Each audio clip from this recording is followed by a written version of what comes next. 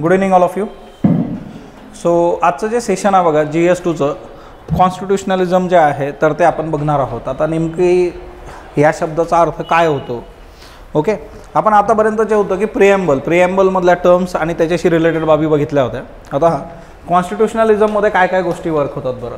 सगळ्यात बेसिक गोष्ट जी आहे की ही एक पॉलिटिकल कंडिशन आहे ज्यामध्ये constitution places an effective limit over the authority of the government. Simply जे आहे गव्हर्नमेंटची जी काही ऑथॉरिटी आहे, आज आपण निवडून दिलेलं जे सरकार असतं ते त्यांची ऑथॉरिटी वापरतात. मग ती ऑथॉरिटी जी आहे तिला कुठेतरी लिमिटेशन्स असले पाहिजे. ती जर ॲब्सोल्यूट ऑथॉरिटी असेल तर लॉर्ड ॲक्टरनी एक गोष्ट सांगितली होती, ती म्हणजे काय, power corrupts and absolute power corrupts absolutely. म्हणजे काय की जर तुम्ही सत्ता दिली तर ती भ्रष्ट करू शकते. निरंकुश सत्ता जर एखाद्याच्या हातात दिली तर ती पूर्णपणे भ्रष्ट करते बघा. म्हणजे जर ॲब्सोल्यूट पॉवर देऊन टाकली तुम्ही, ज्याला तुम्ही हुकुमशाह टाईपची लोक जे आहेत बघा, हा ना, किंग जॉन उन जे आहे त्या टाईप सगळा कार्यक्रम होऊ शकतो. सो बेसिकली जे आहे की गव्हर्नमेंट जे आहे त्याला जे आहे कुठंतरी त्याची जी ऑथॉरिटी आहे, पॉवर आहे, त्याला जे आहे लिमिट करणं जे आहे, हा ना, to prevent the absolutism of power, absolute power न देणे. सिंपल आहे. एखाद्या व्यक्तीला जे आहे तुम्ही जर ॲब्सोल्यूट पॉवर देऊन टाकली की सगळे अधिकार तुम्हीच घ्यायचे, तुम्ही म्हणाल तसं होईल, तर काय होऊ शकतं. म्हणजे उद्या इमॅजिन करा की फक्त एक देश आहे जगातला की तो पेट्रोलियम विकतो आहे, तेल विकणारा एकच देश आहे. तो काय करू शकतो बरं. किंवा जर आपण तेल निर्माण करणारे देश आणि तिच्यामध्ये तेलाच्या बाबतीमध्ये भाव ठरवायचा एकालाच अधिकार दिला तर काय होऊ शकतं. मोनोपोली जे आहे किंवा सगळे अधिकार एकाच्या हातात असले की गडबड होऊ शकते. So it create the balance between the authority of government and rights of citizen जे आहे. आपल्याला हा बॅलन्स मेंटेन करायचा. जसं फॉर एक्झाम्पल फंडामेंटल राईट्स आहेत बघा, मूलभूत अधिकार. मूलभूत अधिकार जे आहे ते कोणाच्या अगेन्स्ट दिलेले आहेत तर सरकारने जे आहे त्याचं पालन करणं गव्हर्नमेंटची जबाबदारी असते. Right to education article 21A आहे. तर मग 6 ते 14 वयोगटातल्या लोकांना जे आहे, मुलांना जे आहे तुम्ही शिक्षण दिलं पाहिजे. ही जबाबदारी कोणाची आहे, स्टेटची जबाबदारी आहे. Okay, it creates the opportunity to fulfil the goals which are mention in the constitution. आपल्या संविधानाची जी ध्येय आहेत, धोरणं आहेत, ती आपल्याला जे आहे साध्य करायची असतील तर त्याच्याकरता हा बॅलन्स आपल्याला गरजेचा आहे. दॅट्स कॉन्स्टिट्युशनलिझम जे आहे की आपल्या गव्हर्नमेंटच्या हातामध्ये असणारी जी पॉवर आहे त्याला काय करायचं, लिमिट करणं, त्याला कंट्रोलमध्ये ठेवणं, त्याचं नियमन करणं, हे याच्यामध्ये असतं की तो बॅलन्स मेंटेन झाला पाहिजे. आता बॅलन्स आपण बऱ्याच याच्यामध्ये बघतो. जसं फॉर एक्झाम्पल मिनर्वा मिल नावाची केस आहे बघा. आता आपण केसेस पण वाटल्या होत्या, आपण त्याच्यावर पण बोलूयात समजा. सो मिनर्वा मिल नावाची जी केस आहे त्या मिनर्वा मिल नावाच्या केसचा जर विचार केला तर त्याच्यामध्ये DPSP आणि फंडामेंटल राईट्स तो बॅलन्स जो आहे तो सांगितला आहे. म्हणजे कुठलीही गोष्ट जी आहे तिथं जर संतुलन असेल तरच ते वर्क होतं, अदरवाईज ते वर्क होत नाही. So what we want a proper balance. आणि तो बॅलन्स याच्यामध्ये असतो, त्याच्यामुळेच गोष्टी ज्या आहेत तर त्या वर्क होऊ शकतात. असं हे सिम्पल गणित आहे. मग आता भारतामधलं कॉन्स्टिट्युशनलिझम जे आहे की in India constitutionalism structure the fundamental governance जे आहे. आता आपल्या याच्यामधलं जे गव्हर्नन्स आहे त्याचा बेस जो आहे फंडामेंटली याला बघितलं जाईल आणि त्या मुद्दे जे आहेत ते आपण बघूयात बघा. आता एकतर हे कॉन्स्टिट्युशनलिझम जे आहे की तो जो बॅलन्स आहे, सरकारची पॉवर, सरकारची ऑथॉरिटी आणि त्याच्यावर जे आहे तो बॅलन्स जो मेंटेन केलेला आहे त्याच्यासाठीच्या काही केसेस आहे बघा. जसं for example Rameshwar Prasad versus union of India किंवा Coelho versus state of Tamil Nadu, Minerva mill case, या ज्या केसेस आहेत ह्या केसेस तुम्हाला सांगतात की तिथं जे आहे कॉन्स्टिट्युशनलिझम जे आहे आपण मेंटेन करतो. आता सिम्पली जे आहे कोर्टाने याच्यात काय सांगितलेलं आहे की constitutional system of government abhor the absolutism जे आहे, ॲब्सोल्यूट पॉवर जे आहेत त्या आपण दिलेल्या नाहीत. हे सर्वोच्च न्यायालयाने जे आहे डील केलेलं आहे इथं. दुसरी बाब जी आहे की it premises the rule of law in which subjective satisfaction is substituted by the objectivity provide by the provisions of constitution itself. Okay, आता काय होतं की सरकारने एखादा निर्णय घेतला तर तो निर्णय जो आहे तो आपल्या संविधानाला धरून आहे किंवा नाही हे बघण्याचं काम कोणाचं आहे, ज्युडिशियल रिव्ह्यू आपल्या इथं आहे. सेपरेशन ऑफ पॉवर्स पण आपण इथं बघणार बघा. 3 दिशामध्ये जे आहे की एक्झिक्युटिव्ह, लेजिस्लेटिव्ह अँड ज्युडिशियरी जे आहे हे कसं वर्क करतं, चेक अँड बॅलन्सेस याच्यामध्ये कसे असतात. म्हणजे कुणीही एक जे आहे त्याची मोनोपोली इथं होता कामा नाही. कोहेलो जे आहे बघा ही केस पण खूप फेमस आहे. याच्यावर प्रश्न विचारला होतो मेन्समध्ये, एकदा विचारून पण झालेला आहे. So the court held that the constitutionalism is the legal principle that requires control over the exercise of governmental power to ensure that democratic principles on which the government is formed shall not be destroyed. Coelho case काय सांगते की आपलं जे सरकार आहे ते सरकार कशाच्या बेसिसवर येतं, लोकशाहीच्या मूल्यांवर ते आलेलं आहे, आपण निवडून दिलेलं आहे आणि ती लोकशाहीची मूल्य डिस्ट्रॉय होता कामा नाहीत. म्हणजे सरकारने काम करताना आपले जे अधिकार आहेत त्याचं हनन होणार नाही याची काळजी घेतली पाहिजे. मग आपल्याकडे बऱ्याच अशा केसेस असतात, म्हणजे फॉर एक्झाम्पल फ्रीडम ऑफ एक्सप्रेशनच्या केसेस आहेत. मग फ्रीडम ऑफ एक्सप्रेशनमध्ये कार्टून काढलं म्हणून जे आहे एखाद्याला जे आहे तर त्याच्यावर ॲक्शन घेतलेली स्टेट, मग ते व्हॅलिड आहे का, मग ह्या केसेस चाललेल्या आहेत बघा. सो मूळ जे आहे की लोकशाहीची जी तत्त्व आहेत ती डिस्ट्रॉय होता कामा नये आणि त्याच्याकरता कॉन्स्टिट्युशनलिझम जे आहे ते गरजेचं आहे. हे कोहेलो केस आपल्याला सांगते. मिनर्वा मिल केस जे आहे की constitution is precious heritage and therefore you can not destroy it's identity. आपल्या संविधानाची आयडेंटिटी आपण डिस्ट्रॉय करता कामा नये हे तुम्हाला मिनर्वा मिल्स केस सांगते. मिनर्वा मिलमध्ये दुसरा एक रेफरन्स येतो की फंडामेंटल राईट वर्सेस DPSP जे आहे, आपली जी मूलभूत कर्तव्य आणि DPSP म्हणजे काय तर ती directive principles of state policy जे आहे याच्यातला बॅलन्स मेंटेन करणं जे आहे. ओके, सो तोही एक हिच्यामध्ये रेफरन्स येतो. सो या 3 केसेस आहेत, या केसेस तुम्हाला सांगतात की संविधानातली मूल्ये जी आहेत, डेमोक्रेसीची मूल्ये जी आहेत ती जपणं हे गरजेचं आहे आणि त्याच्यासाठी सरकारला आपण कसल्याही पद्धतीचे ॲब्सोल्यूट पॉवर देत नाही, त्याच्यावर बॅलन्स आपला असणार आहे. देन सेपरेशन ऑफ पॉवर्स जे आहे, मग आता याच्यामध्ये 3 ब्रांचेस आहेत, लेजिस्लेटिव्ह, एक्झिक्युटिव्ह अँड ज्युडिशरी. मराठीमध्ये जर बघितलं तर कायदे मंडळ जे आहे, त्याचबरोबर जे आहे कार्यकारी मंडळ आणि न्यायव्यवस्था जी आहे आपली. तुम्ही आत्ता रिसेंटली जर बघितलं तर न्यायव्यवस्थेच्या बाबतीमध्ये बरेच डिबेट सुरू होते. न्यायव्यवस्था जी आहे की त्याच्या बाबतीमध्ये एनजॅकचा जो इश्यू होता की 4 जजेसची जी केस आहे की आपण काय करायचं की आपले जे काही हायकोर्ट आणि सुप्रीम कोर्टाचे जजेस आहेत त्यांची अपॉइंटमेंट जी आहे त्याच्याकरता काय केलं पाहिजे, नॅशनल ज्युडिशियल अपॉइंटमेंट कमिशन जे आहे त्याचं स्थापना केली पाहिजे. याची बरीचशी चर्चा होती. आता मूळ जे आहे ज्युडिशरीवरच आपल्या GS2 मधला पहिला प्रश्न तुम्हाला विचारलेला आहे, इंडिपेंडन्स ऑफ ज्युडिशरी. आता हे जे 3 आहेत या तिघांमधला जो बॅलन्स आहे तो मेंटेन करणं गरजेचं असतं आणि हे एकमेकांना कशा पद्धतीने जे आहे चेक अँड बॅलन्सेस करतात ते आपण बघणार आहोत. बघा आता यामध्ये जे आहे की लेजिस्लेचर, एक्झिक्युटिव्ह आणि ज्युडिशरी. ओके, तर यामध्ये कुणाचीही मोनोपॉली जी आहे तर ती जी आहे ती निर्माण होणार नाही याची काळजी इथं घेतलेली आहे. बघा सेपरेशन ऑफ पॉवर्स. आता यामध्ये एक बाब आहे की in case of Indian constitution there is no strict separation of powers. आपल्या इथं एकदम स्ट्रिक्ट सेपरेशन ऑफ पॉवर्स दिलेलं नाही आहे. ते का नाही आहे त्याचं पण ॲनालिसिस ॲट द एंड आपण बघू.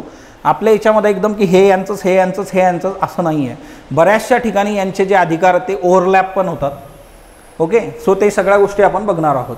At this division, the powers is in constitution itself becomes effective tool for the ensuring constitutionalism. आता ह्या 3ही ज्या काही बाजू आहेत, 3ही जे घटक आहेत बघा, हे घटक काय करतात, आपापलं काम करत असताना यांचा कुणाचाही जो आहे ॲब्सोल्यूट पॉवर यांच्या हातात जाणार नाही याची काळजी घेतली जाते. सिंपल काय आहे की जर आपल्याला आपली व्यवस्था खूप प्रॉपरली चालवायची असेल तर त्याच्याकरता आपल्याला काय करावं लागेल, जे महत्त्वाचे घटक आहेत आपल्या व्यवस्थेसाठी ते जे घटक आहेत ते बॅलन्समध्ये असणं आपल्यासाठी गरजेचं असतं किंवा त्यांनी स्वतःच्या अधिकाराचा गैरवापर करता कामा नये. ओके, असं सिंपल आहे. आता साधी गोष्ट जी आहे ना की एखाद्या व्यक्तीच्या बाबतीमध्ये तुम्ही जर बघितलं की त्याच्याकडे जर अमर्याद तुम्ही जे आहे अधिकार क्षमता देऊन टाकली, पॉवर्स दिल्या, तर त्या केसमध्ये काय होऊ शकतं की ते इतरांना जे आहे उचलून बाजूला ठेवून देईल. तसं इथं होता कामा नये, तो मुद्दा आहे. आणि त्यातल्या त्यात पण जे आहे ना की हे मुजोरी करतात बघा. प्रत्येक जण जो आहे ना स्वतःची पॉवर, स्वतःचं अस्तित्व अजून ठासून दाखवण्याचा प्रयत्न करत असतो. मग आता हे सिंपली जे आहे बघा, judiciary power to make judgement on law. आता बघा पार्लमेंट जे आहे, पार्लमेंटचं काम काय आहे, in case of parliament power to make and change the law. कायदा बनवणं आणि तो कायदा जो आहे बदलणं हे अधिकार कुणाकडे आहे, संसदेकडे आहेत. बघा मला सांगाल का एखादा बदललेला आणि नव्याने बनलेला कायदा. आता for example women's reservation bill जे आहे बघा. ओके, विमेन्स रिझर्वेशन जे आहे in case of parliament and legislative assembly, विधानसभा आणि संसदेमध्ये महिलांना 33% आरक्षण, नवीन जो आहे कायदा बनवला बघा. आणि एखादा कायदा की जिच्यामध्ये बदल केला आहे संसदेने असं तुम्ही सुचवू शकता का? संसदेकडे दोन्ही अधिकार आहे. हा निकिता है ना, फॉरेस्ट बिलच्या बाबतीमध्ये तुम्हाला असे कितीतरी चेंजेस पण दिसतात. आता power to make judgement on a law. आता हा जो कायदा बनतो हा कायदा संविधानाला धरून आहे किंवा नाही. Okay, whatever changes made by parliament or they enacted a new law, in that case whether it is relevant to constitution or not. Constitutional व्हॅल्यूजला ते घेऊन जातं किंवा नाही हे कोण बघतं? ज्युडिशरी बघते बघा. And the third one is executive government, कार्यकारी मंडळ जे आहे. Power to put law into action. तो जो कायदा बनलेला आहे त्या कायद्याचं इम्प्लिमेंटेशन कोण करणार आहे? एक्झिक्युटिव्ह, कार्यकारी मंडळ जे आहे. कार्यकारी मंडळामध्ये कोणाचा समावेश होतो बरं? कार्यकारी मंडळ जे आहे त्याच्यामध्ये कोण कोण असतं? कॅबिनेट, प्राईम मिनिस्टर, अजून कोण असतं बरं? ओके, तुम्हाला मी एक गोष्ट सांगितली होती की बेसिकली जे आहे कॉन्स्टिट्यूशन ॲट वर्क नावाचं NCERT तुम्ही वाचलं पाहिजे. किती लोकांनी वाचलं बरं?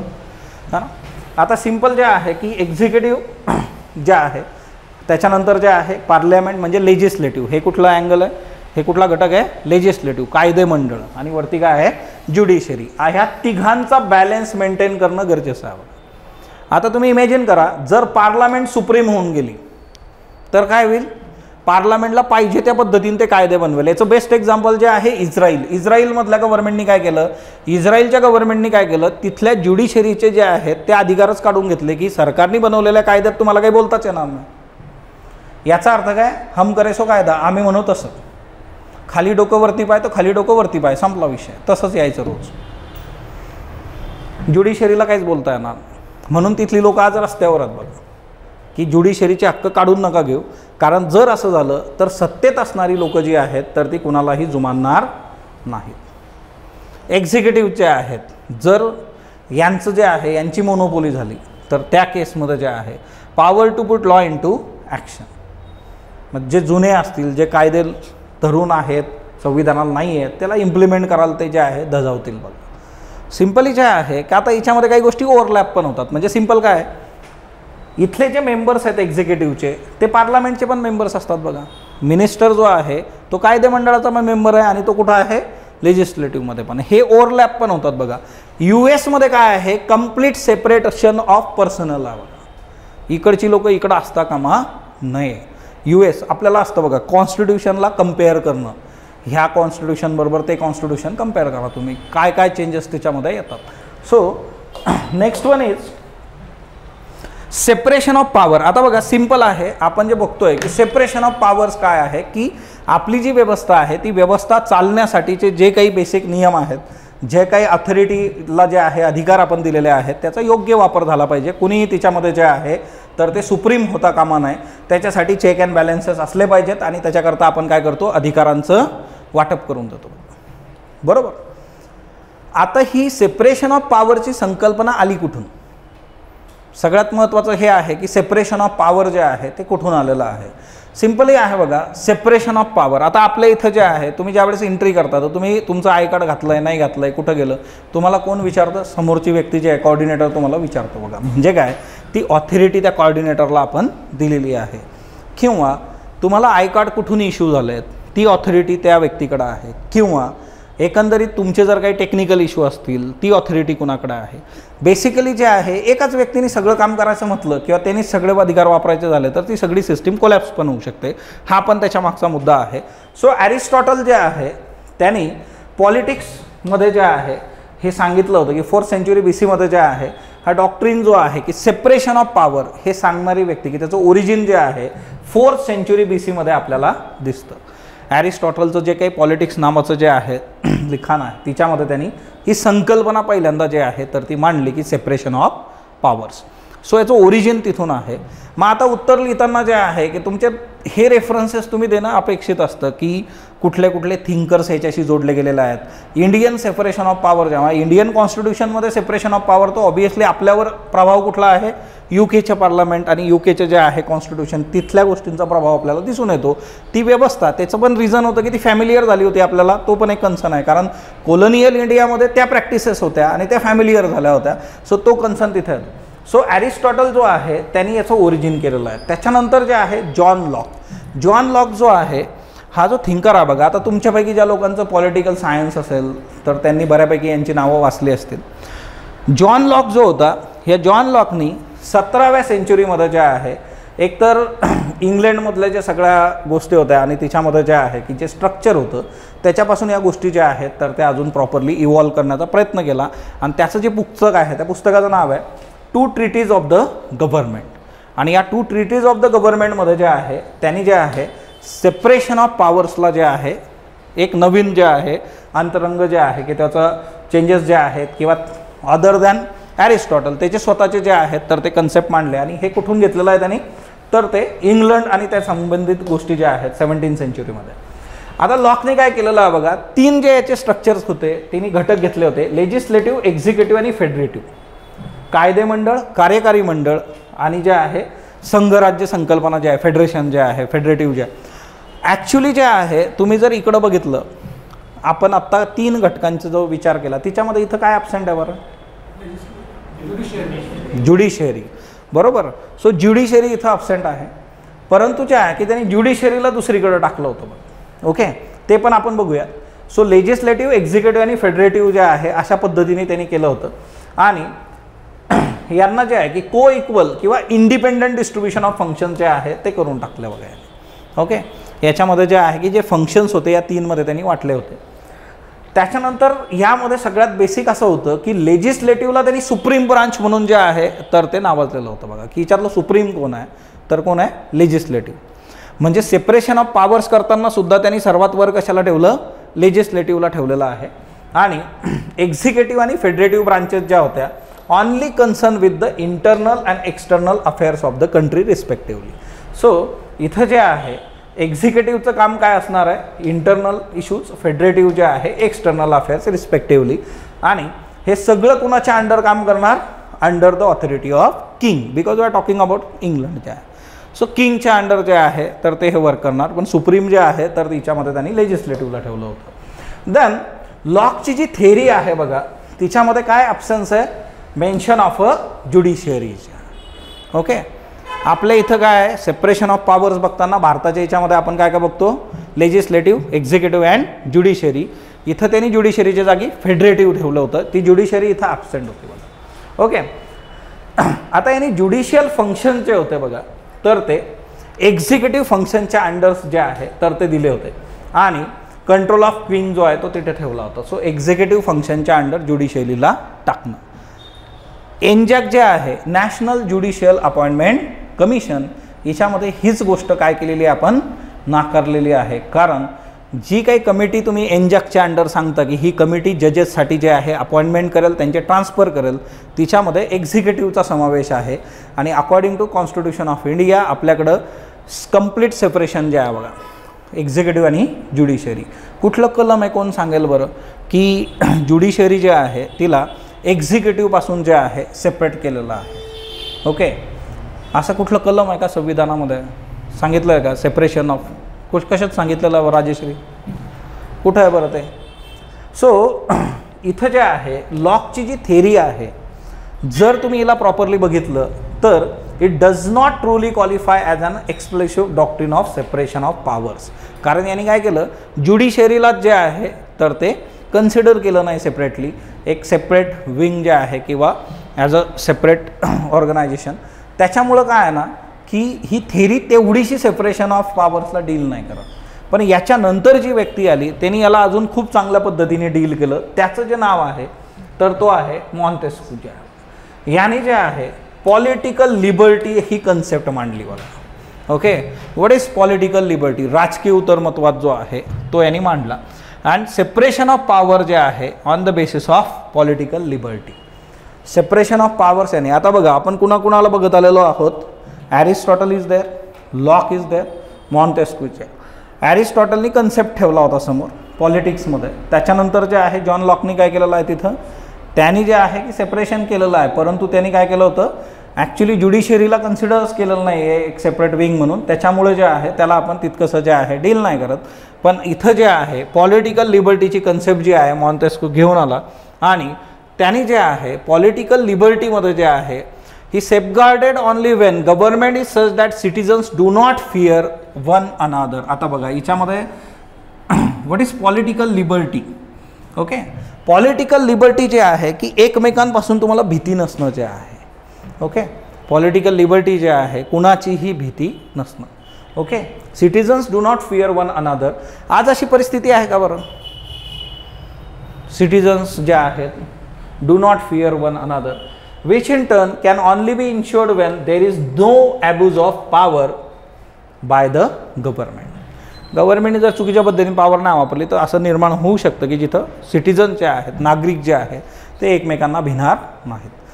आपण बघतो ना रूल ऑफ लॉ, कायद्याचं राज्य आपल्याला अपेक्षित आहे. मग तिथं सिम्पली जे आहे की जी सगळी लोकं कायद्याच्या समोर तुम्ही बघता त्या लोकांच्या बाबतीमध्ये एक गोष्ट जी आहे ती म्हणजे काय की त्यांना प्रत्येकासाठी कायदा जो आहे तो समान पद्धतीनेच जे आहे डील झाला पाहिजे. तुम्ही कुणालाही जे आहे सुप्रीम पॉवर देता कामा नाही, कुणाला स्पेशल ट्रीटमेंट देता कामा नाही. म्हणजे गव्हर्नमेंट जे आहे जर मिसयूज करत नसेल तर या गोष्टी होऊ शकतात. पण आज आपल्याला असं दिसतं की जी काय सिच्युएशन आपल्यासमोर आहे त्या सिच्युएशनमध्ये जे आहे की citizen do not fear one another. आता पुण्याचंच उदाहरण तुम्ही जर घेतलं की तिच्यामध्ये पेरीफेरीला जे आहे मोठ्या प्रमाणावर क्राईम जो आहे तो वाढताना आपल्याला दिसतो. कोयता गँग जे आहे बघा, मग कोयता गँग आल्यावर घाबरत नाहीत का लोक? मग तिथं परत जे आहे की पोलिसांनी स्ट्रिक्ट ॲक्शन जर घेतली तर या गोष्टी ज्या आहेत तर त्या थांबवू शकतात. टाईम बिंगसाठी थांबणं, कम्प्लिटली थांबणं, मग ह्या गोष्टी ज्या आहेत त्यावर झाल्या पाहिजे. जर व्यवस्थेनेच आश्रय दिला तर मग गणित अजून जे आहे तर ते बदलतात. असा तो सिंपल मुद्दा आहे. Okay, this also mean that the preventing this abuse of power the government should be structured in a manner that balances and checks power against the power. जे आहे सिंपल आहे, कुणीही जे आहे मिसयूज ऑफ पॉवर कधी करणार नाही तर त्याला काहीतरी चेक अँड बॅलन्सेस असले पाहिजे की एक सीमारेषा असली पाहिजे की ती तुम्ही जे आहे पार करता कामा नये. जर तुम्ही तुमच्या सीमारेषा पार केल्या तर तिथं तुम्हाला प्रॉब्लेम्स येऊ शकतात. मॉन्टेस्क्यूनी जे आहे गव्हर्नमेंटल पॉवर जे आहेत त्या डिवाइड केलेल्या होत्या, legislative, executive and judicial. Okay, so he outline how liberty is affected if these powers are vested upon the same person leading to tyranny. आता बघा याने एकदम परफेक्ट डील करून दिलं याला, लेजिस्लेटिव्ह, एक्झिक्युटिव्ह अँड ज्युडिशियल. जर हे एकाच ठिकाणी असलं तर कोलॅप्स होऊ शकतं, गडबड होऊ शकते. आणि त्याच्यामुळे जे आहे की लिबर्टी इज अफेक्ट, म्हणजे हे जर तुम्ही प्रॉपरली मेंटेन नाही केलं, लेजिस्लेटिव्ह, एक्झिक्युटिव्ह आणि ज्युडिशरी याचे चेक्स अँड बॅलन्स, त्यांचे अधिकार ते जर प्रॉपरली डील नाही झालेत तर त्या केसमध्ये काय होईल, लिबर्टी जाणार तुमची. ओके, असं सिंपल गणित जे आहे त्यांनी मांडलं. आणि इथं जे आहे प्रॉपरली ज्युडिशरी आली की जी जॉन लॉन्गच्या याच्यात नव्हती. सो मॉन्टेस्क्यूनी हे एकदम प्रॉपरली डील करून दिलं बघा. आता लॉकच्या याच्यामध्ये जे आहे role of independence of judiciary नव्हता. ओके, आणि ह्या केसमध्ये जे आहे की ज्युडिशरीचा रोल खूप मॅटर करतो बघा. तुम्ही ओव्हरऑल जर बघितलं भारताच्या बाबतीमध्ये केशवानंदा भारती केस, काय बरं वैशिष्ट्य केशवानंदा भारती केसचं, याच्यानंतर आपण जे आहे बेसिक स्ट्रक्चर बघणार आहोत. म्हणजे मूलभूत ढाचा जो आहे आपल्या संविधानाचा, तुम्ही उद्या काही करू शकता. For example if you will see features of Indian constitution, there is a flexibility as well as rigidity. आपलं जे संविधान आहे त्या संविधानात तुम्ही बदल करू शकता काळानुरूप. संविधानकर्त्यांनी ते प्रोव्हिजन तिथं ठेवलेलं आहे. परंतु या केसमध्ये एक गोष्ट अशी आहे ती म्हणजे काय की तुम्ही जर बघितलं की ज्युडिशरी जे आहे तिला जर इंडिपेंडन्स नसेल तर गणितं जी आहे ती कम्प्लिटली जे आहे बदलू शकतात. म्हणजे सत्तेत असणारी लोकं जी आहे ॲब्सोल्यूट त्यांच्याकडे जर मेजॉरिटी आली तर त्या केसमध्ये कंप्लीट गणितं बदलू शकतात. सो केशवानंदा भारती केस, या केसनी हे क्लिअर केलं की तुम्ही सगळं काही बदलू शकता except basic structure of Indian constitution. मग तिच्यामध्ये बऱ्याच गोष्टी आहे, सेक्युलरिझम वगैरे जे आहेत तर ते आपण बघतो. सो तो आपला नेक्स्ट टॉपिक असणार आहे. पण लॉकचे जे आयडियाज होत्या बघा, लेजिस्लेटिव्ह, एक्झिक्युटिव्ह, फेडरेटिव्ह फंक्शन जे आहे ना, त्यांनी त्याला मॉडिफाय केलं पॉलिटिकल लिबर्टीमध्ये. आणि ज्युडिशरी जी आहे ही एक प्रॉपर ब्रांच म्हणून जे आहे मॉन्टेस्क्यूने समोर ठेवली बघा. सो हा याच्यामध्ये एक बेसिक मुद्दा जो आहे, तीन जे आहेत ते तीन लोक आपल्याला लक्षात ठेवायचे आहेत बघा. Aristotle, John Locke, third one Montesquieu. American model जे आहे doctrine of separation of powers जे आहे ते कसं आहे बघा. It is the foundation of American constitutional structure. Okay, so हे जे सेपरेशन ऑफ पॉवर आहे हे अमेरिकन कॉन्स्टिट्यूशनचं फाउंडेशन आहे. भारतीय संविधानामध्ये हे खूप स्ट्रिक्टली जे आहे ते मेन्शन केलेलं नाही आहे. पण इथं मात्र जे आहे अमेरिकन संविधानाचा हा काय आहे, बेस आहे, सेपरेशन ऑफ पॉवर्स. आणि याच्यामध्ये जे आहे त्यांनी 3 आर्टिकल्समध्ये हे डिफरन्शिएट करून दिलेलं आहे. So first 3 articles of US constitution, तिच्यामध्ये जे आहे article 1 all legislative powers to the Congress. 2 all executive powers upon the president. And third one all judicial powers in the supreme court. बघा पहिले 3 कलम जे आहेत अमेरिकेच्या संविधानाचे, अमेरिकेच्या संविधानाचं बेसिसच आहे सेपरेशन ऑफ पॉवर, आणि त्यामुळे यांनी पहिली 3 आर्टिकल जी आहेत ती डील करून दिलेली आहेत लेजिस्लेटिव्ह, एक्झिक्युटिव्ह अँड ज्युडिशियल जे आहे सेपरेट. ओके, इथं जे आहे लेजिस्लेटिव्ह पॉवर कुणाला आहे? काँग्रेसला. कायदे मंडळ जे आहे तिथं कायदे जे बनवणार ते काँग्रेस पॉलिटिकल पार्टी नाही आहे आपल्याकडं जे आहे पॉलिटिकल पार्टी, तसं ते नाही आहे. Okay, all executive powers upon the president. प्रेसिडेंटला सगळं जे आहे एक्झिक्युटिव्ह. आता तिथला प्रेसिडेंट आणि आपला प्रेसिडेंट त्याच्यातला डिफरन्स पण तुम्हाला माहीत पाहिजे. Then judicial powers in the supreme court. तिथल्या सुप्रीम कोर्टाला ज्युडिशियल पॉवर दिल्या. सो तुम्ही जर बघितलं बघा तर या याच्यामध्ये की तुम्हाला तो जो बेस आहे अमेरिकेच्या मॉडेलमध्ये तो एकदम क्लिअर आहे. पहिले 3 आर्टिकलच सेपरेशन ऑफ पॉवर्स डील करून टाकतात की हे या पद्धतीने डील होणार, मग बाकीचं आपण बघू. Then separation of powers in case of US legislative, judicial and executive. आता इथली जी लेजिस्लेटिव्ह ब्रांच आहे याचं काय काम असतं तर enact the law of country and raise distribute money necessary to operate government power of the purse. So लेजिस्लेटिव्हला काय म्हटलं जातं? It is the power of purse. कायदे बनवा, कुणाला किती फंडिंग द्यायचं आहे, किती पैसा खर्च करायला द्यायचा आहे, हे अधिकार कोण घेणार? लेजिस्लेटिव्ह. है ना, we are talking about US. Then इथं जे आहे ज्युडिशियल जे आहे, judicial branch interpret the US constitution, by laws, rules, disputes brought before it by the citizen, states, other branches of government. Simple आहे, आपल्याकडे पण हेच काम करतं. आपल्या संविधानामध्ये जर कुठल्या गोष्टी ज्या आहेत की ज्या खूप प्रॉपरली एक्सप्लेन नाही आहेत तर ते कोण एक्सप्लेन करून देतं आपल्याला? कुणाकडे जातो आपण? सुप्रीम कोर्टाकडे जातो किंवा ज्युडिशरीकडे जातो की आम्हाला हे समजून सांगा. कुठलाही इश्यू असेल त्या केसमध्ये जे आहे, किंवा सिंपल आहे राज्यांचे इश्यू असतील, ओरिजिनल ज्युरिडिक्शन जे आहे स्टेट आणि सेंटरमध्ये असेल, स्टेटमध्ये असेल, किंवा आता कावेरीचा इश्यू आपण बघितला, कर्नाटक आणि तमिळनाडू कुठं गेलेत? ते ज्युडिशरीकडे गेलेत. पण ज्युडिशरी म्हटलं की उठले सुटले तुम्ही आमच्याकडेच येतात, तिच्याकडे तुमचं तुम्ही तिकडे बघा, त्याच्यासाठी प्रोव्हिजन्स आहेत. ओके, देन एक्झिक्युटिव्ह जे आहे, कार्यकारी मंडळ जे आहे, यांच्यामध्ये काय आहे की यांचं काम आहे की तुम्ही काय करायचं तर implementation and administration of law जे आहे, कायदे जे बनलेले आहेत त्या कायद्यांचं इम्प्लिमेंटेशन जे आहे त्याचं ॲडमिनिस्ट्रेशन जे आहे ते एक्झिक्युटिव्हनी करायचं आहे बघा, कार्यकारी मंडळ. सो गोष्ट एकदम सिंपल आहे, याच्यामध्ये काही चेंज नाही आहे. बट एक चेंज जो आहे की पहिले 3चे 3 कलम जे आहे ते सेपरेशन ऑफ पॉवरचे आहेत US कॉन्स्टिट्यूशन, ते लक्षात ठेवा. देन US कॉन्स्टिट्यूशनच्या बाबतीमध्ये सेपरेशन ऑफ पॉवरचा विचार ज्यावेळेस आपण करतो तर इथं जे आहे separate institutions and functions, separate personnels. आता बघा separate institutions and function completely separation आहे बघा. 3 ज्या आहेत ह्या सेपरेट इन्स्टिट्यूट ज्या आहेत यांचे तिघांचे फंक्शन्स मी तुम्हाला सांगितले की तिघांचे जे आहे separation of institute, separation of their function, त्यांचे कार्य. सेपरेट पर्सनल हिच्यामध्ये जे आहे कॉमन कोणी नसणार आहे, सेपरेट लोक असतील इथं. म्हणजे फॉर एक्झाम्पल जर एक्स इथं काम करतो तर एक्सचा रोल इकडं कुठं नसणार आहे, सेपरेट लोक जे आहेत. वाय इथं काम करतो तर वायचा रोल तिकडं नसावा. मग आता आपल्या ह्याच्यात काय होतं, प्रेसिडेंटच्या बाबतीमध्ये प्रेसिडेंटला ज्युडिशियल पॉवर्स आहेत का भारतामध्ये? प्रेसिडेंट जो आहे त्याला ज्युडिशियल पॉवर आहेत का भारतामध्ये? आर्टिकल 72 वगैरे असं ऐकलं आहे का तुम्ही? काय असतं बरं? एखाद्याला जर शिक्षा झालेली आहे, कोर्टाने शिक्षा केलेली आहे आणि त्याला असं वाटतं की बाबा माझी शिक्षा कमी झाली पाहिजे, मला जी आहे माफी दिली पाहिजे, तर ती लोक जी आहेत प्रेसिडेंटकडे जाऊ शकतात. म्हणजे जाऊ शकता इन द सेन्स ते अपील करू शकतात, तिकडं गव्हर्नरकडे करू शकतात, है ना. म्हणजे काय ना की एकीकडं जे आहे आत्ता बघा, आत्ता महिलांच्या आरक्षणाचं बिल आपण पारित केलं. Okay, women's reservation in case of parliament and legislative assembly 33%. याच्यावर फायनल सही कोणी केली? लोकसभेत पास झालं, राज्यसभेत पास झालं. सही कोण करणार शेवटी? President. So president is a part and parcel of parliament. म्हणजे लेजिस्लेटिव्हचा पण ते भाग आहे, ज्युडिशियल पॉवर्स पण तिथे दिल्या. एक्झिक्युटिव्ह फंक्शन आहेत का काही एक प्रेसिडेंटकडं? मग हे कम्प्लीट सेपरेशन आहे का इथं? मग हे आपल्याला समजून घ्यायचं आहे. ओके, सो एकंदर जे आहे मराठीत त्याला काय दयेचा अधिकार असं म्हटलं जातं बघा. सो ऋतिकाने इकडं टाकलेलं आहे बघा, शिल्पा यांनी पण टाकलेलं आहे दयेचा अधिकारच्या. Okay, then principle of check and balances.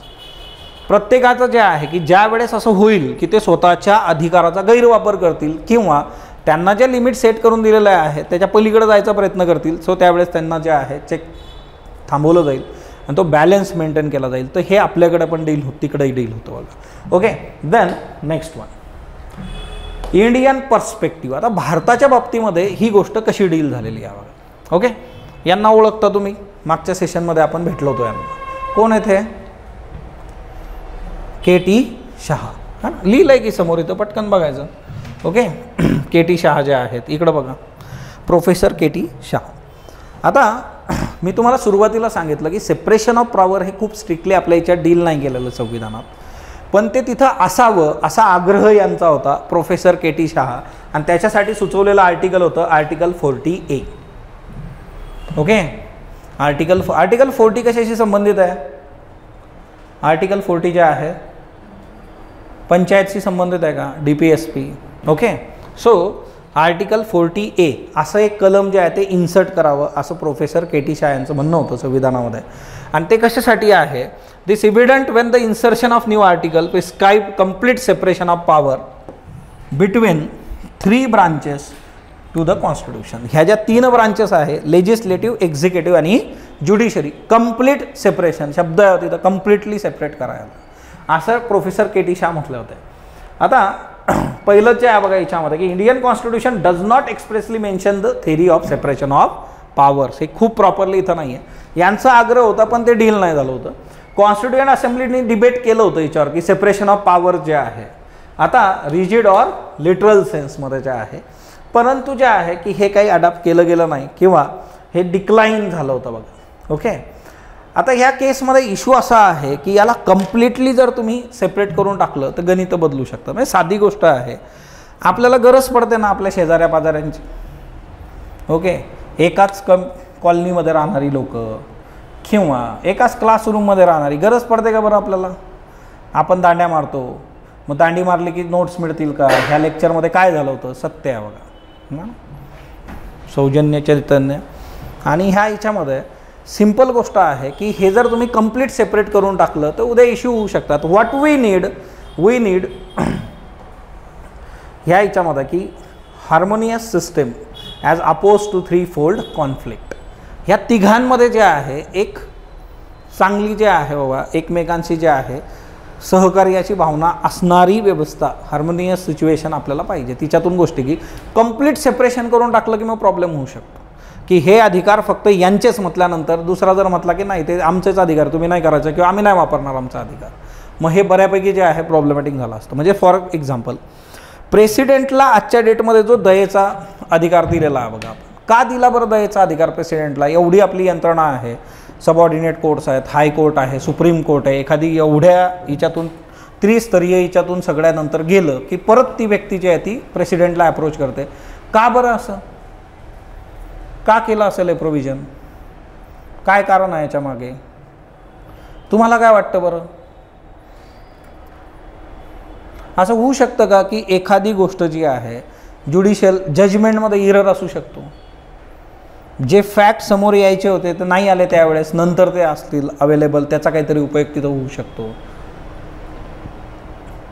म्हणजे त्या गोष्टींचा विचार करून हे केलेलं आहे. पण सुप्रीम कोर्टाच्या पुढं काय, तर मग ते इकडच्या बाजूने तुम्ही डील करा. तो जो मुद्दा आहे ना रिव्ह्यू जे आहे त्याच्यासाठी जे आहे, पण तो रिव्ह्यू का करायचा, त्याचे काय कारणं आहेत. सो एकंदर जर तुम्ही कम्प्लिटली सेपरेटच करून टाकलं की नाही हेच फायनल, तर मग तिथं जर काही गडबड झाली तर मग त्याचं काय करणार? किंवा अशीही स्थिती उद्भवू शकते. फॉर एक्झाम्पल लेजिस्लेटिव्हचं काम काय असतं? कायदेमंडळाचं कायदे तयार करणं. ऑर्डिनन्स असं तुम्ही ऐकलं असेल बघा, अध्यादेश.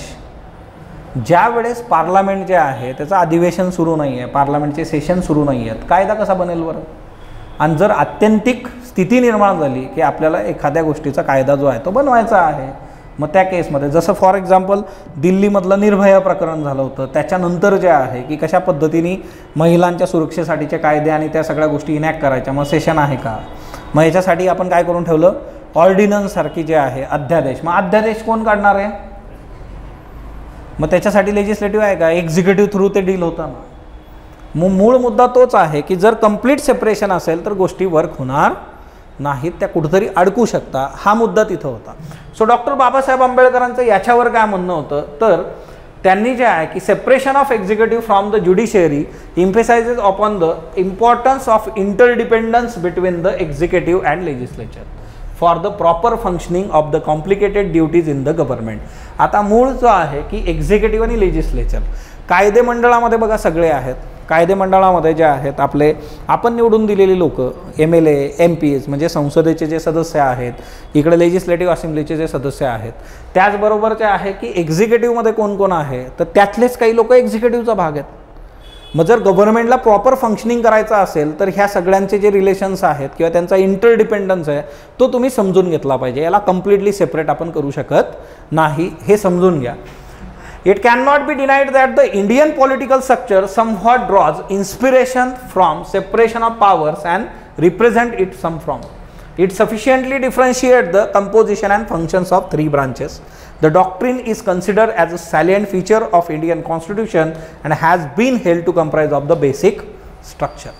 मग बेसिक स्ट्रक्चरमध्ये जे आहे इंडिपेंडन्स ऑफ ज्युडिशरी आहे बघा तिथं. म्हणून जे आहे की जी 4th जज केस होती, NJAC जे होतं नॅशनल ज्युडिशियल अपॉइंटमेंट कमिशन, हे सुप्रीम कोर्टाने जे आहे रद्दबादल ठरवलं होतं. कशाच्या बेसिसवर? सेपरेशन जे आहे independence of judiciary, basic structure.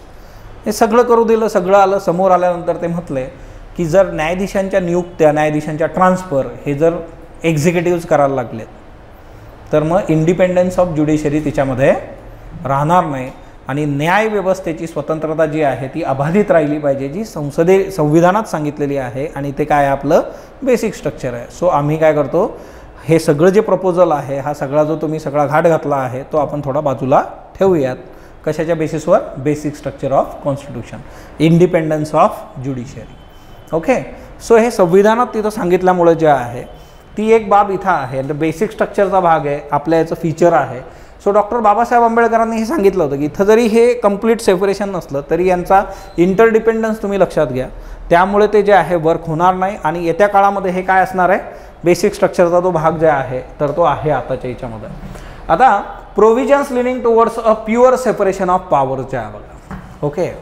आता आपल्याला जे आहे प्युअर सेपरेशन ऑफ पॉवर जे आहे, तुम्ही जर बघितलं याच्यामध्ये की प्युअर सेपरेशन ऑफ पॉवर जे आहे तर ते तुम्हाला कुठं कुठं दिसतं. मग प्युअर सेपरेशन ऑफ पॉवर जे आहे, आता कोर पॉवरचा जर तुम्ही विचार केला तर याच्यामध्ये जे आहे इंडियन स्ट्रक्चर जे आहे इस्टॅब्लिश झालेलं आहे बघा, legislative, executive and judiciary.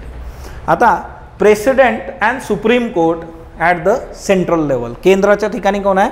President as well as supreme court. And legislature जे आहे state legislature, governor and high court at state level. So centre आणि स्टेट याला दोन ठिकाणी त्यांनी डिफरन्शिएट केलेलं आहे. Article 53A and 154. आता जेवढे आर्टिकल्स इथं आपण बघणार आहे, तुमचं एक काम असेल की हे आर्टिकल्स परत एकदा घरी जाऊन जे आहे तर ते तुम्ही बघितले पाहिजेत की ह्या आर्टिकल्सला तुम्हाला रिवाईज पण करावं लागेल. सो ह्या दोन्ही जे आहे की of the constitution the executive powers of union and states have been expressly vested in the president and governor respectively. Okay. Union आणि स्टेटच्या ज्या आहेत एक्झिक्युटिव्ह पॉवर ज्या आहेत, कार्यकारी मंडळ जे आहे त्याच्या ज्या एक्झिक्युटिव्ह पॉवर्स आहेत ते कशामध्ये आहेत तर त्या president as well as governor दोन्ही ह्याच्यात जे आहे सेपरेशन पण त्याचं करून दिलेलं आहे बघा. कोर सेपरेशन आपण बघतो आहे. आणि दुसरं जे आहे की हे स्टेट जे आहे they can exercise the same either directly or through their subordinate officer जे आहे, एकतर ते सेपरेटली याच्यावर डील करू शकतात किंवा जे आहे सबऑर्डिनेट थ्रू करता येईल. प्रेसिडेंट आणि गव्हर्नरमध्ये जे आहे एक्झिक्युटिव्ह पॉवर जे आहेत तर त्या सेपरेट करून दिलेल्या आहेत. आर्टिकल्स तुमच्या समोर आहेत. देन आर्टिकल 245 कलम 245 central and state law making authority to parliament and the state legislature respectively. कायदा बनवण्यासाठी जे आहे कुणाकुणाला अधिकार आहे, इकडे पार्लमेंट आहे, खाली जे आहे स्टेट लेजिस्लेचर आहे, ते कायदे बनवू शकतात. Empowering the parliament to make laws for the whole country. आणि त्यामध्ये संपूर्ण देशासाठी कायदे बनवण्याचा अधिकार कुणाकडे आहे? संसदेकडे आहे, पार्लियामेंट. स्टेट लेजिस्लेचर कुणासाठी कायदे बनवू शकतं? स्टेट करता जे आहे. Okay. Furthermore, Article 50 categorically prescribes the separation of executive from the judiciary under Indian governmental structure. Article 50 थोड्या वेळापूर्वी मी तुम्हाला विचारलं होतं की सेपरेशन कुठं आहे. 50 कलम जे आहे ते सांगतं की एक्झिक्युटिव्ह आणि ज्युडिशरीचं सेपरेशन. ह्या बेसिसवरच जे आहे मेन कन्सर्न जो आहे नॅशनल ज्युडिशियल अपॉइंटमेंट कमिशनला बाजूला काढणं जे आहे तो हा मुद्दा आहे की सेपरेशन आहे. आणि साधी गोष्ट बघा, तुम्ही इमॅजिन करा की जर एक्झिक्युटिव्ह आणि जे आहे ज्युडिशरी, एक्झिक्युटिव्ह जर जे आहे हायकोर्ट आणि सुप्रीम कोर्टाच्या जजेसची नियुक्ती करायला लागले उद्या तर काय होऊ शकतं. मग एखाद्या मंत्री आहे त्याचं एखादं प्रकरण आहे किंवा त्याच्या नातेवाईकाचं प्रकरण आहे तर तो सांगू शकतो की मी तुम्हाला हायकोर्टाचं जज बनवतो, ही केस तुम्ही बघा आणि तिच्यामधून ती डील करून टाका. प्रॉब्लेम झाला ना सुरू. म्हणून जे आहे किंवा तुमच्यावर दबाव टाकला जाऊ शकतो, हितसंबंध जोपासले जाऊ शकतात. आणि ज्युडिशरीच्या बाबतीमध्ये असं होणं आपल्याला परवडणारं नाही.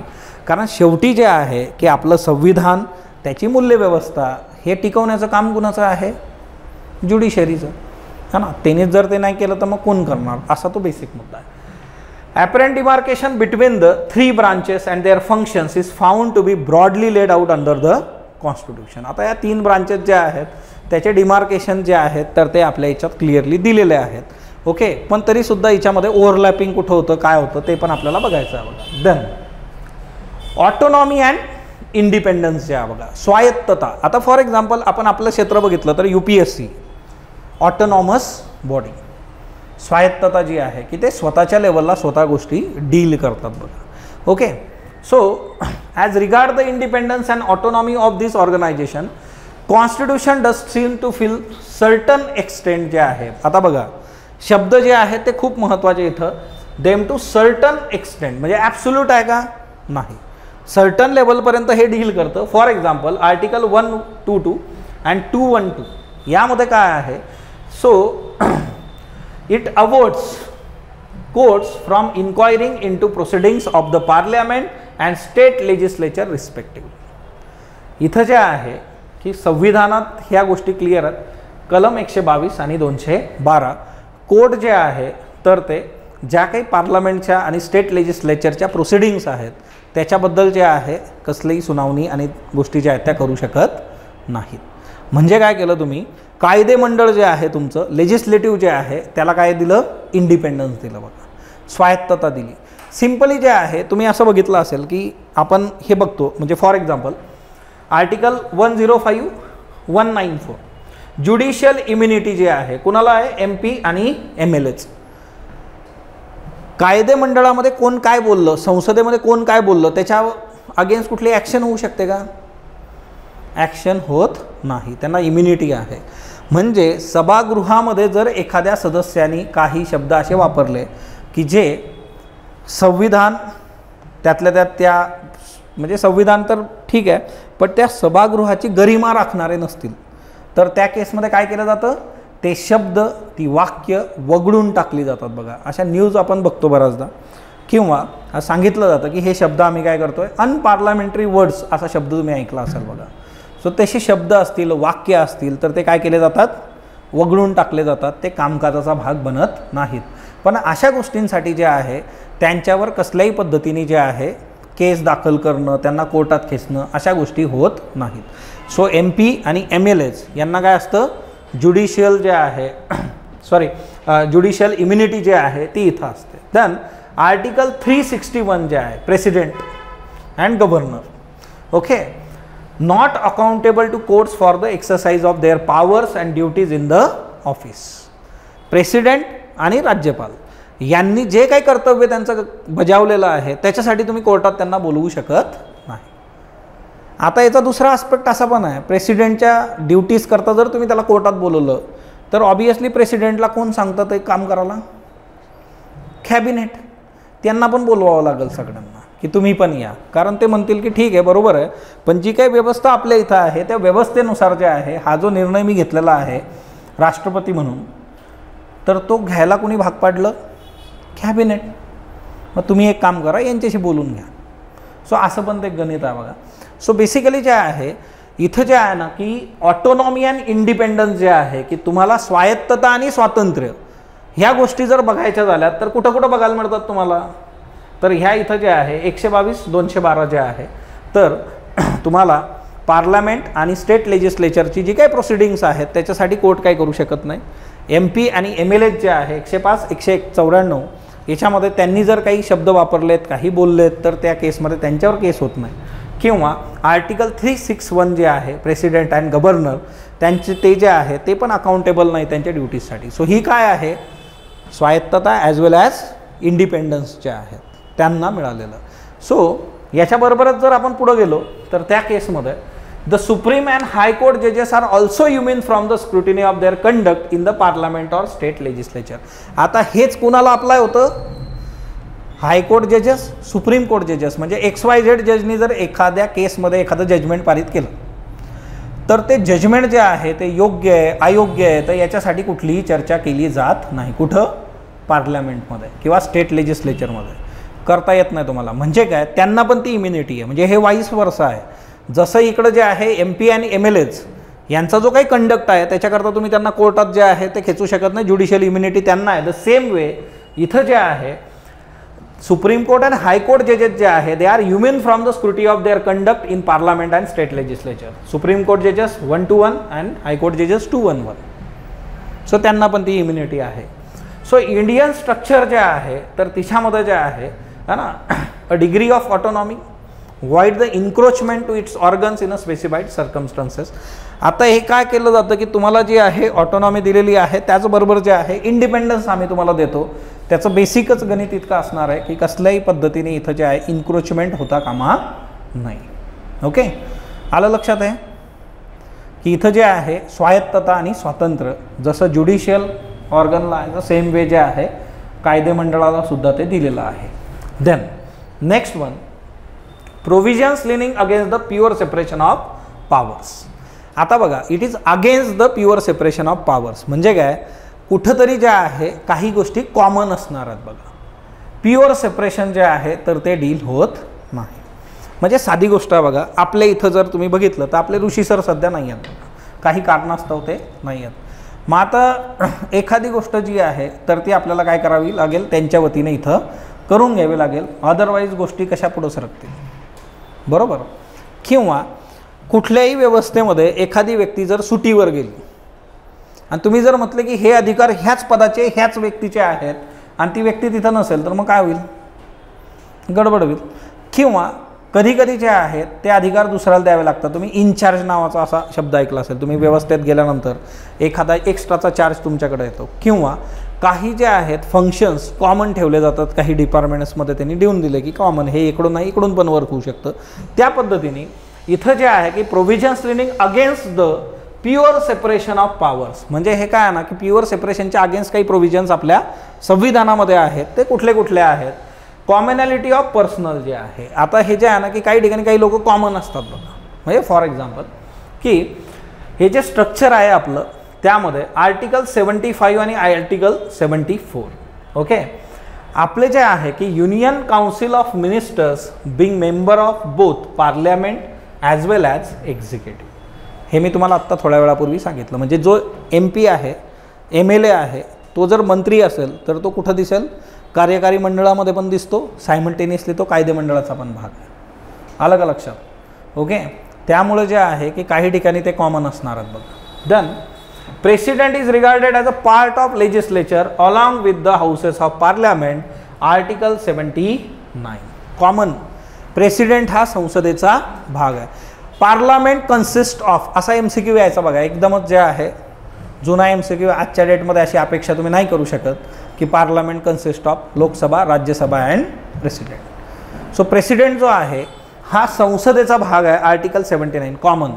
ओके, देन नेक्स्ट वन जे आहे याच्यामध्ये की ओव्हरलॅपिंग ऑफ पॉवर्स. आता बघा, पॉवर ओव्हरलॅप होणं जे आहे तर पॉवर ओव्हरलॅप कशा होतात, there is also commonality of powers between the two organs जे आहे बघा.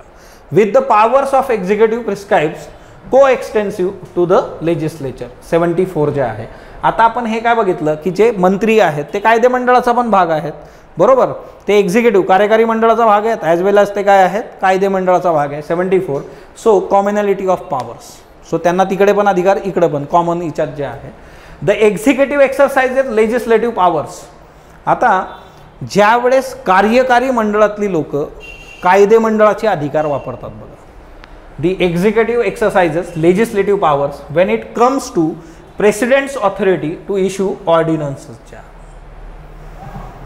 आता जर सेशनमध्येच नसेल, पार्लमेंट जे आहे त्याचे सेशन सुरू नाही आहे, तर त्या केसमध्ये काय करावं लागतं तुम्हाला?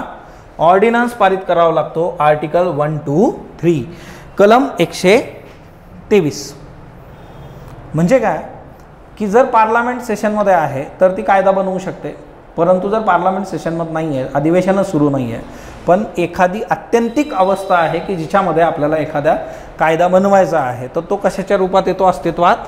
ऑर्डिनन्स किंवा अध्यादेश. ह्या अध्यादेशाला नंतर कायद्याचं स्वरूप द्यायचं की नाही द्यायचं तो नंतरचा प्रश्न राहतो की ज्यावेळेस सेशन येतं. म्हणून याची लाईफ मिनिमम किती असते आणि मॅक्झिमम किती असते? Minimum 6 weeks, maximum 6 months 6 weeks. कारण 2 सेशनमधला अंतर किती आहे? 6 मंथ जास्तीत जास्त. So 6 months 6 weeks, minimum 6 weeks. आणि जर सेशनमध्ये अंतर असेल, जस्ट संपला असेल तर 6 मंथ्स 6 वीक्सचे आहे. ऑर्डिनन्स. मग आता ऑर्डिनन्स कोण पारित करतं? एक्झिक्युटिव्ह, कार्यकारी मंडळ पारित करतं. तिथं लेजिस्लेटिव्हचा रोलच नाही, कायदे मंडळाचा रोल नाही, कारण सेशन सुरू नाही आहे तुमचं. Okay. Then the president's assent is required for the passing of bills propose by the legislature. Article 111. जे काही बिल्स तुम्ही पास करणार आहात त्याला शेवटी कोण सही करणार आहे फायनल करायला? प्रेसिडेंट. आणि आत्ता येतं रिसेंट करंटमध्ये आहे बघा, आपल्या ज्या राष्ट्रपती आहेत द्रौपदी मुर्मू मॅडम, यांनी कशावर सही केलेली आहे? आता महिलांच्या आरक्षणासंबंधीच्या ज्या आहे विधेयकावर यांनी सही केली आणि तो कायदा झाला बघा. President also exercise legislative function जे आहे. लेजिस्लेटिव्ह फंक्शन जे आहे म्हणजे काय? कायदे मंडळाचे फंक्शन पण प्रेसिडेंट कधी कधी जे आहे ते डील करतो. At the time of article 356 356 ज्यावेळेस लागतं बघा कलम, एमर्जन्सी. 3 प्रकारच्या एमर्जन्सी आपल्याकडं आहेत. कुठल्या कुठल्या आहेत? तिच्यामध्ये एक नॅशनल एमर्जन्सी आहे article 352, then president's rule 356, then financial जे आहे 360. त्यातल्या त्यात पण एक आर्टिकल आहे 365. सेंट्रलचे जे डिरेक्शन असतात त्याच्यानुसार स्टेट काम करत नसेल तर अकॉर्डिंग त्याचा वापर करून 356 लागू शकतो. मग 356 ज्यावेळेस लावलं जातं प्रेसिडेंट्स रूल जो आहे, सो इथं जे आहे की proclamation of its state emergency. मग तिथे कोण असणार बघा? लॉज वगैरे बनवण्याचे सगळे अधिकार कोणाकडे जाणार आहे? प्रेसिडेंटच्या वतीने काम चालतं. सो प्रेसिडेंट्स रूल जे आहे. ओके.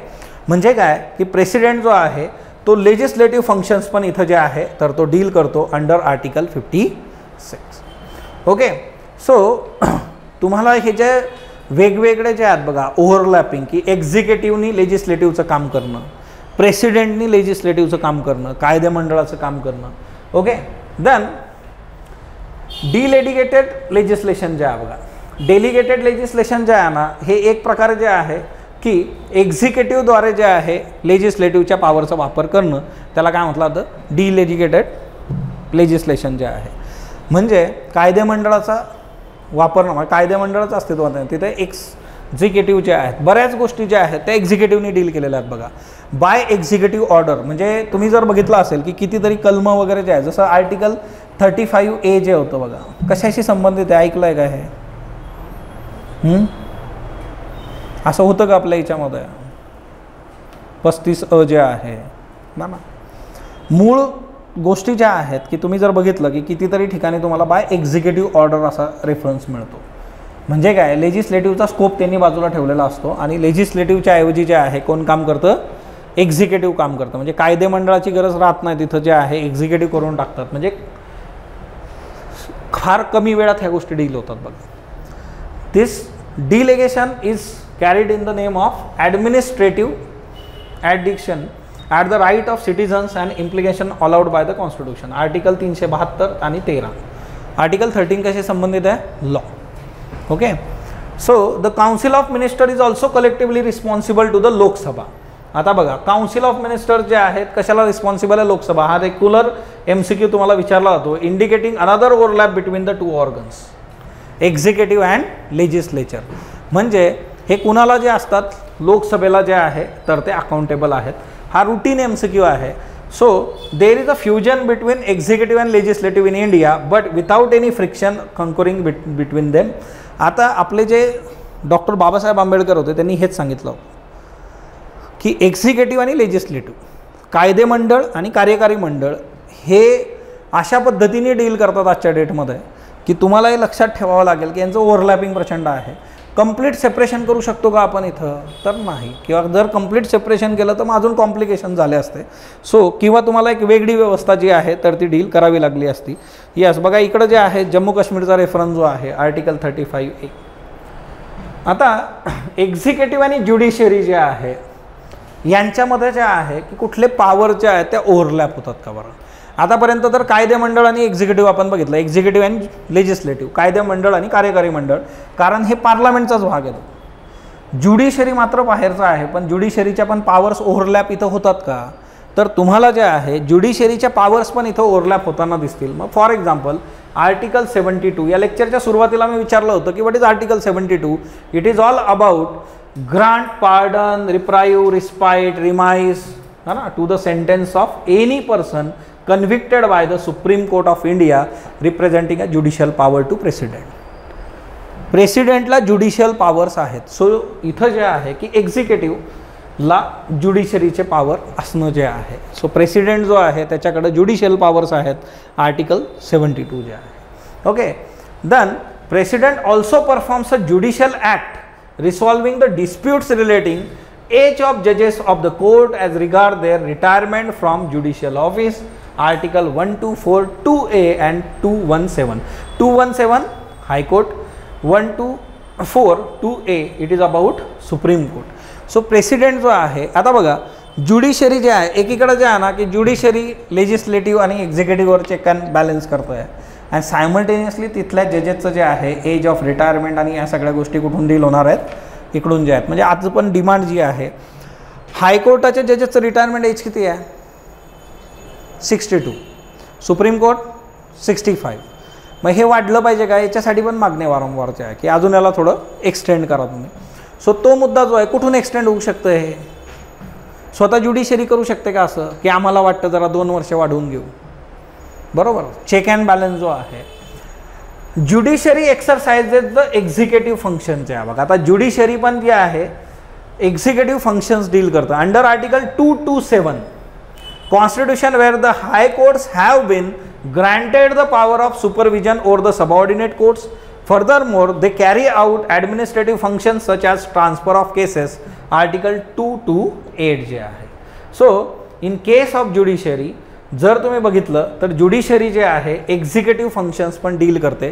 त्याचे जे सबऑर्डिनेट कोर्ट्स आहेत त्या सबऑर्डिनेट कोर्ट्सवर जे आहे लक्ष ठेवणं, तिथून केसेस ट्रान्सफर करून घेणं. जर त्यांना वाटलं की महत्त्वाची केस आहे ही इकडं जे आहे ट्रान्सफर करा, त्या केसमध्ये किंवा एखादी केस जी आहे जिच्यात वाटतं आहे हायकोर्टाला तर ते डील करू शकतो. So judiciary also exercises executive functions जे आहे. The parliament also perform judicial functions. आता आपलं जी संसद आहे ती पण ज्युडिशियल फंक्शन डील करते का, तर यस. आता ज्या वेळेस आपल्या संसदेमध्ये एखादा सदस्य अयोग्य वर्तन करतो किंवा त्याच्या गोष्टी ज्या आहेत तर त्या आपल्या संसदेची जे आहे गरिमा राखणाऱ्या नसतात, तर त्यावेळेस ते काय करतात, पनिशमेंट जे आहे बघा, members or outsider for the contempt or Breach of parliamentary privileges जे आहे. पार्लमेंटमध्ये चुकीची माहिती देणं, पार्लमेंटच्या बाबतीमध्ये गोष्टी चुकीच्या पद्धतीने, आउटसाइडरच्या बाबतीत पण होतं आहे. आपण करंटमध्ये बघितलं होतं बघा, चुकीच्या पद्धतीने कमेंट्स तुम्ही केलेल्या असतील, त्याच्या गरिमेवर प्रश्नचिन्ह उभं राहिलं असेल तर आउटसाइडरला पण पनिशमेंट करण्याचे अधिकार त्यांना, सायमल्टेनियसली त्यांच्या मेंबर्सला पण. म्हणजे हे काय ना, एखाद्याला पनिश करणं हे कशाच्या बेसिसवर, ज्युडिशियल याच्यातून जे आहे. So parliament also have judicial functions. Then judiciary on other hand perform the legislative function जे आहे. आर्टिकल 145 जे आहे it lays down the rules and procedure for the court proceedings and practices जे आहे. कोर्टाच्या ज्या प्रोसिडिंग्स आहेत त्याच्याकरता रूल वगैरे प्रोसिडिंग्स बनवणं, स्वतः नियम बनवणं हे कोण करतं, कोर्ट, अकॉर्डिंग टू आर्टिकल 145. आता नियम बनवणं वगैरे हे कुणाचं काम आहे, कायदेमंडळाचं काम आहे. पण हे काम कुणी करून टाकलं, आम्ही आमच्यासाठी आमचे नियम आम्ही बनवणार बघा, माय लाईफ माय रूल्स. सो ज्युडिशरीने जे आहे रूल्स अँड प्रोसिजर, बरं हे स्वतःच्या मनाने केलेलं आहे का नाही, संविधानामध्ये दिलं आहे त्यांना 145. तुम्ही बनवू शकता की तुमचे जे आहेत rules and procedure for the court proceeding, कोर्टामधली जी प्रोसिडिंग आहे त्याच्यासाठी तुम्ही गोष्टी ज्या आहेत तुमच्या पद्धतीने वर्क करू शकता. That's a basic. सो तुम्ही जर इथं बघितलं की एक्झिक्युटिव्ह आणि ज्युडिशरी याचा जर तुम्ही रोल बघितला तर इथं जे आहे प्रेसिडेंट जो आहे तो ज्युडिशियल पॉवर वापरतो आहे बघा. इथं ज्युडिशियल ॲक्ट जे आहेत मग तिच्यामध्ये जे आहे की एखाद्याला दयेचा अधिकार वापरणं असू देत, मग तशा गव्हर्नरकडे पण असतं त्या, बरोबर. तुम्ही गव्हर्नरला पण जे आहे ॲप्लिकेशन देऊ शकता दयेचा अर्ज जो आहे. प्रेसिडेंट हे डील करणार आहे. ज्युडिशरी आता ॲक्च्युली प्रेसिडेंट डील करणार आहे म्हणजे हा अधिकार कुणाकडे आहे, ॲक्च्युली ऑथॉरिटी कुणाकडे आहे बरं, कोण घेतो बरं हा निर्णय की आपल्याला जे आहे हे माफ करायचं, याला एवढी शिक्षा त्याला तेवढी. प्रेसिडेंट स्वतः त्यांच्या लेवलला डील करतात का, काही हिच्यामध्ये कॅबिनेटचा रोल आहे. ओव्हरऑल एक्झिक्युटिव्ह हिच्यामध्ये कॅबिनेट जे आहे ती इन्व्हॉल्व आहे. म्हणजे एकतर तुम्हाला इथं एकदम क्लिअर आहे की एक्झिक्युटिव्ह ज्युडिशरीचे जे आहे तर ते बरेचसे फंक्शन्स ओव्हरलॅप करतं, ते तुम्ही इथं बघितले पाहिजे. ह्याचे जे ज्युडिशियल फंक्शन्स ज्युडिशरी पार्लमेंट जे आहे, पार्लमेंट पण जे आहे पनिशमेंट देणं मेंबर्सला जे आहे किंवा आउटसायडर्सला, हे ज्युडिशियल फंक्शन आहे बघा. म्हणजे काय इथं तुम्हाला एक गोष्ट लक्षात येते आहे का, कंप्लीट सेपरेशन आहे का बरं आपल्या संविधानामध्ये की हे काम याचं म्हणजे याचं, संपला विषय, बरोबर. आता साधी गोष्ट आहे, मी कधी कधी सकाळच्या लेक्चरला बघा आपल्या विनायकला वगैरे यांना सांगत असतो, चैतन्यला, हा कॅमेरा सुरू आहे का बाबा, पुढं बटन करून द्यायचं है ना, ऑन करायला. आता जर आपण म्हटलं की हे काम फौजदारचंच आहे, फौजदार नाही चाला आपला 9:30 वाजेपर्यंत, मग आपला कॅमेरा बंद ठेवून लेक्चर घ्यायचं का आपण, नाही. जर कंप्लीट सेपरेशन केलं की हे काम यानीच करायचं म्हणजे यानीच करायचं, मग ते प्रॉब्लेमॅटिक होऊन जाईल बघा, बरोबर. सो ते अधिकार जे आहे इथं पण जे आहे सेपरेटली डील केलेलं आहे. देन चेक्स अँड बॅलन्सेस जे आहे बघा. आता इथं जे आहे की सगळ्यात महत्त्वाचं असतं की चेक अँड बॅलन्स. जर एखादी व्यक्ती की एखादी ऑर्गन जे आहे याच्यातला किंवा एखादी व्यक्ती आहे ती तिच्या अधिकारांचा गैरवापर करत असेल किंवा ते अधिकार जे आहेत चुकीच्या पद्धतीने वापरत असेल, मिसयूज ऑफ ऑथॉरिटी तिथं असेल, तर त्याच्यासाठी आपल्याला काय पाहिजे, त्याच्यावर चेक तुम्ही लावणं जे आहे त्याला थांबवणं जे आहे, लिमिट तिथं सेट करणं गरजेचं असतं. आणि बॅलन्स मेंटेन करणं जे आहे सर्वांच्या वतीनं जे आहे तर ते डील करणं गरजेचं आहे बघा, है ना. म्हणजे तुम्ही दबंग मूवी बघितला असेल, चुलबुल पांडे, चुलबुल पांडेचा भाऊ जो आहे बघा मख्खी आहे, आई काय करते मख्खीकडे जरा जास्त लक्ष देते का, कारण मख्खी जरा 2 पावलं मागे राहिलेलं आहे बघा. सो बॅलन्स मेंटेन करायचा प्रयत्न आहे. चुलबुल पांडेला माहिती आहे की हे स्वयंभू आहे, कॅरेक्टरच तसं बिल्ड केलेलं आहे, ते बघून गेल स्वतःचं जे आहे. सो तो चेक अँड बॅलन्स जो आहे तो मेंटेन केला तर ते डील होणार आहे. अदरवाईज जे आहे काय होईल, तुम्ही जर लक्ष नाही दिलं तर मख्खी कधी उडून जाईल कोणाला कळणार नाही, है ना. आई लक्ष देते बघा. सो चेक अँड बॅलन्स तिथं गरजेचं आहे. आता इथं जे आहे की you have to check on their activities to prevent unilateral action by one organ. आता सगळ्यात बेसिक गोष्ट असते की जर तुम्हाला चेक अँड बॅलन्स करायचा असेल तर तुम्हाला काय करावं लागेल, त्यांच्या ॲक्टिव्हिटीजवर लक्ष ठेवावं लागेल. तुम्ही जर म्हटलं हे यांच्या पद्धतीने डील करतील मग झालं सगळं, विषयच संपला. हां. सो तुम्हाला काय करावं लागतं, लक्ष ठेवावं लागतं. आणि लक्ष ठेवल्यानंतर मग तुम्हाला लक्षात येईल की कोण जे आहे की their activities to prevent unilateral action by one organ. But at the same time, a balance is maintained between such powers to prevent unseparation of one organ by another. Okay. आता याच्यामध्ये जे आहे की आपल्याला काय करायचं आहे की त्यांच्यावर लक्ष ठेवायचं आहे, त्यांची युनिलॅटरल कोणाची ॲक्शन होता कामा नये, जर झाली तर तिच्यावर बॅलन्स करता आला पाहिजे. तिघांमध्ये बॅलन्स करायचं आहे आपल्याला, कायदे मंडळ, कार्यकारी मंडळ आणि तिसरं जे आहे ते म्हणजे काय, ज्युडिशरी, न्यायव्यवस्था. Okay. Parliament has authority to initiate the impeachment proceedings against the president and exercise a check on his activities. Article 61. मग आता हे चेक अँड बॅलन्सेस कसं डील करणार तुम्ही, तर ती पार्लमेंटला जे आहे ऑथॉरिटी संविधानाने दिलेली आहे. प्रेसिडेंटची इम्पिचमेंट जी आहे, जसं आता अमेरिकेमध्ये जो बायडन यांच्या इम्पिचमेंटचा सगळा घाट घातला होता, तर जो बायडन यांनी जमवला आहे कार्यक्रम, आता शांतता जमवून आणली त्यांनी. सो पार्लमेंट जे आहे त्यांच्याकडे ते अधिकार आहेत की ते इम्पीच करू शकतात प्रेसिडेंटच्या ॲक्टिव्हिटीज. म्हणजे काय ना, प्रेसिडेंटची ॲक्टिव्हिटी शेवटी कुठून जाते ती डील होते. म्हणजे एक प्रकारे काय ते कॅबिनेट आहे तिथं जे आहे. ओव्हरऑल जे आहे की सगळे जे आहे पार्लमेंट त्याला डील करू शकते. कायदे मंडळाचा चेक जो आहे प्रेसिडेंटच्या बाबतीत, the parliament and president together have the power to remove जजेस of supreme court. Article 1 to 4. Parliament आणि प्रेसिडेंट यांच्याकडं कुठले अधिकार आहेत, जजेसला रिमूव्ह करण्याचे. सुप्रीम कोर्ट, हायकोर्ट इथल्या जजेसला जर रिमूव्ह करायचा असेल तर तो अधिकार जो आहे कुणाकडे आहे, तर तो सुप्रीम कोर्टाकडे आहे. हायकोर्टाच्या याला पण जजेसला रिमूव्ह करायचं असेल 1 to 4 आणि इकडे हायकोर्टासाठी जे आहे 217 जे आहे. And the president further possesses the power to appoint the judges of the High Court and the Supreme Court, Article 1 to 4 and 1 to 7. Appointment पण आहे, त्यांना काढून टाकण्याचे पण अधिकार आहे. म्हणजे काय, ज्युडिशरीच्या बाबतीत जर उद्या इम्पिचमेंट किती वेळा झालं आहे बरं भारतीय जजेसच्या बाबतीमध्ये, झालं आहे का असं कधी? अशी आजपर्यंत वेळ आलेली नाही. चांगली गोष्ट आहे, येऊ पण नाही. म्हणजे जर ज्युडिशरी स्वतःच्या पॉवर ज्या आहेत चुकीच्या पद्धतीने वापरायला लागली तर संविधानामध्ये ते प्रोव्हिजन आहे की तुम्ही महाभियोग चालवून जे आहे त्या जजला जे आहे पदावरून दूर करू शकता. मग त्याच्यासाठी जे आहे प्रोव्हिजन्स दिलेले आहेत ते प्रोव्हिजन्स आपण बघू. समजा जे रुटीन पॉलिटी आपण ज्यावेळेस बघू, कोर पॉलिटी, मग काय काय आहे. सो बेसिकली जे आहे, जर कुणीही कुठल्या ऑथॉरिटीचा मिसयूज करत असेल तर त्याला चेक अँड बॅलन्सेस होतात. म्हणजे पार्लमेंट जे आहे तर ते प्रेसिडेंटला हलवू शकतं, पार्लमेंट आणि प्रेसिडेंट जे आहे ते ज्युडिशरीला हलवू शकतं. जर तशी सिच्युएशन असली तर. असं ना मजा म्हणून चल बरं याची मजा घेऊयात, हां ना. हे कसं आहे ना की त्याच्यासाठी बेसिक्स आहेत की त्यांनी त्यांची जी काही ऑथॉरिटी आहे त्याचा मिसयूज करणं किंवा जे आहे डॉमिनन्स दाखवण्याचा प्रयत्न करणं तर हे होऊ शकतं, अदरवाईज नाही. कारण याच्यासाठी तुम्हाला मेजॉरिटी प्रॉपरली लागते. हे असं नाही आहे की चहा पिता झालेला कार्यक्रम आहे ना. आता पॉवर ऑफ ज्युडिशियल रिव्ह्यू जे आहे, आता तुम्ही एवढं बघितलं, पार्लमेंट जे आहे, प्रेसिडेंट जे आहे, एक जजेसला घरी पाठवू शकतात इम्पिचमेंट करून. मग आता हे बसून राहतील का बरं? तर नाही. मग उद्या असंही होऊ शकतं ना की पार्लमेंट गडबड करेल. इथं पार्लमेंटनी संविधानातली जी मूल्यव्यवस्था आहे तिचा विचार न करता किंवा आपलं जे बेसिक स्ट्रक्चर आहे त्याचा विचार न करता कायदे बनवायला सुरुवात केली, नियम बनवायला सुरुवात केली, तर त्या केसमध्ये जे आहे आपल्याकडं काय आहे, judicial review. Article 32, 226, 136 judicial review जे आहे. 32 आहे कॉन्स्टिट्युशनल रेमेडीज जे आहेत, बरोबर. सो चेक अँड बॅलन्सेस जे आहेत allows court to strike down the laws of parliament.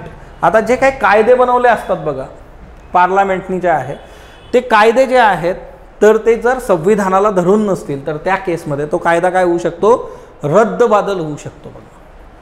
किंवा एखादी गोष्ट जी आहे तिचं स्वरूप बदलणं, की एखादी XYZ जी गोष्ट आहे ती क्राईम आहे, मग तिला क्रिमिनल ॲक्टिव्हिटीजमधून बाहेर काढणं, वेगवेगळ्या गोष्टी ज्या आहेत तर त्या डील होऊ शकतात. जर स्ट्राईक डाऊन करणं जे आहे लॉला, जर एखादा कायदा पार्लमेंटला जे आहे पार्लमेंटनी संविधानातल्या मूल्यव्यवस्थेला धरून बनवलेला नसेल तर तिथं जे आहे कोर्ट त्याची पॉवर वापरू शकतो, ज्युडिशियल रिव्ह्यू.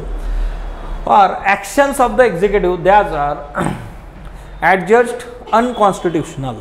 संविधानाला धरून जर गोष्टी नसतील तर त्या केसमध्ये ज्युडिशरी ॲक्ट करणार बघा. सो आता तुम्हाला लक्षात आलं का की समजा फॉर एक्झाम्पल लेजिस्लेटिव्ह जे आहे, एक्झिक्युटिव्ह जे आहे ते काय करू शकतं, ज्युडिशरीच्या अगेन्स्ट वर्क करू शकते, पार्लमेंट अँड प्रेसिडेंट. ज्युडिशरी पण जे आहे इकडं जे आहे ॲक्ट करू शकते जर संविधानाने संसदेने जे आहे योग्य पद्धतीने किंवा संविधानातल्या मूल्यांना घेऊन काम केलेलं नसेल तर. म्हणजे काय आहे, हा काय आहे, चेक अँड बॅलन्स. म्हणजे जर तुम्ही तुमची सीमा ओलांडली तर आम्ही तुमच्यावर ॲक्शन घेऊ शकतो.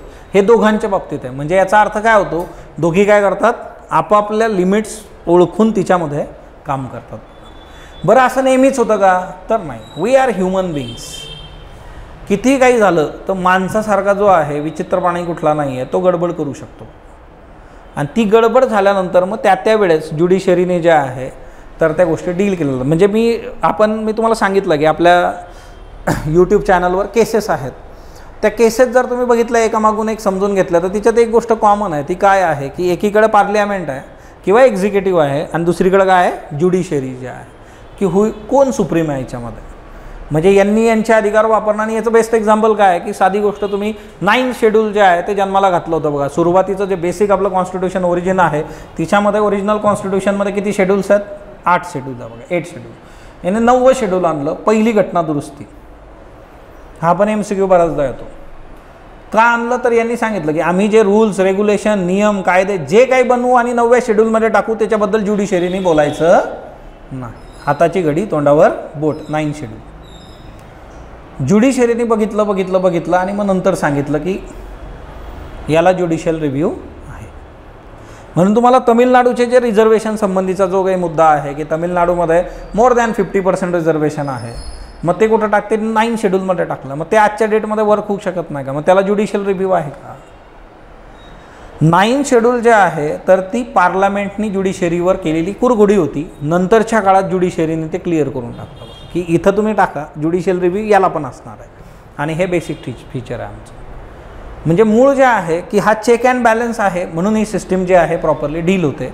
हा चेक अँड बॅलन्स नसता तर याच्यामध्ये प्रॉब्लेम्स आले असते. म्हणजे आत्ताचे जर करंट इश्यूज तुम्ही बघितले, मग इलेक्शन कमिशनसाठी जे आहे तर नियुक्ती जी झाली होती इलेक्शन कमिशनरची जी आहे की बऱ्याच दिवसापासून पद रिक्त होतं आणि त्याच्यामध्ये सुप्रीम कोर्टाकडे एक याचिका गेली. सुप्रीम कोर्टात याचिका गेल्याबरोबर गव्हर्नमेंटनी जे आहे IAS ऑफिसरला सांगितलं की बाबा तुम्ही पटकन जे आहे रिझाईन करून जे आहे त्यांची नियुक्ती करून टाकली. परंतु सुप्रीम कोर्टाने मग तिथं प्रश्नचिन्ह जे आहे तर ते उभं केलं की मग एवढे दिवस काय चालू होतं. मग मूळ मुद्दा जो आहे की ज्युडिशरीने आता याच्यामध्ये पण ज्युडिशरीचा आणि एक्झिक्युटिव्हचा सगळ्यात मेजर कन्सर्न जो येतो तो जो आहे अपॉइंटमेंट ऑफ जजेस. आपण आत्ता 3-4 दिवसांपूर्वी करंटमध्ये बघितलं होतं बघा किती केसेस पेंडिंग आहेत सुप्रीम कोर्ट, हायकोर्ट, किती जजेस आहेत, त्याच्या वॅकन्सीज किती आहेत. आता इथं मेन मुद्दा काय येतो की कोलेजियमने जे आहे अपॉइंटमेंटसाठीची नावाची शिफारस केलेली आहे, पण अपॉइंटमेंट कोण करत नाही? गव्हर्नमेंट. म्हणजे एक प्रकारे काय आहे तर हा जो चेक अँड बॅलन्सचा खेळ आहे ना तो खूप प्रॉपरली वर्क होत नाही. हे काय प्रॅक्टिकली डील होत नाही.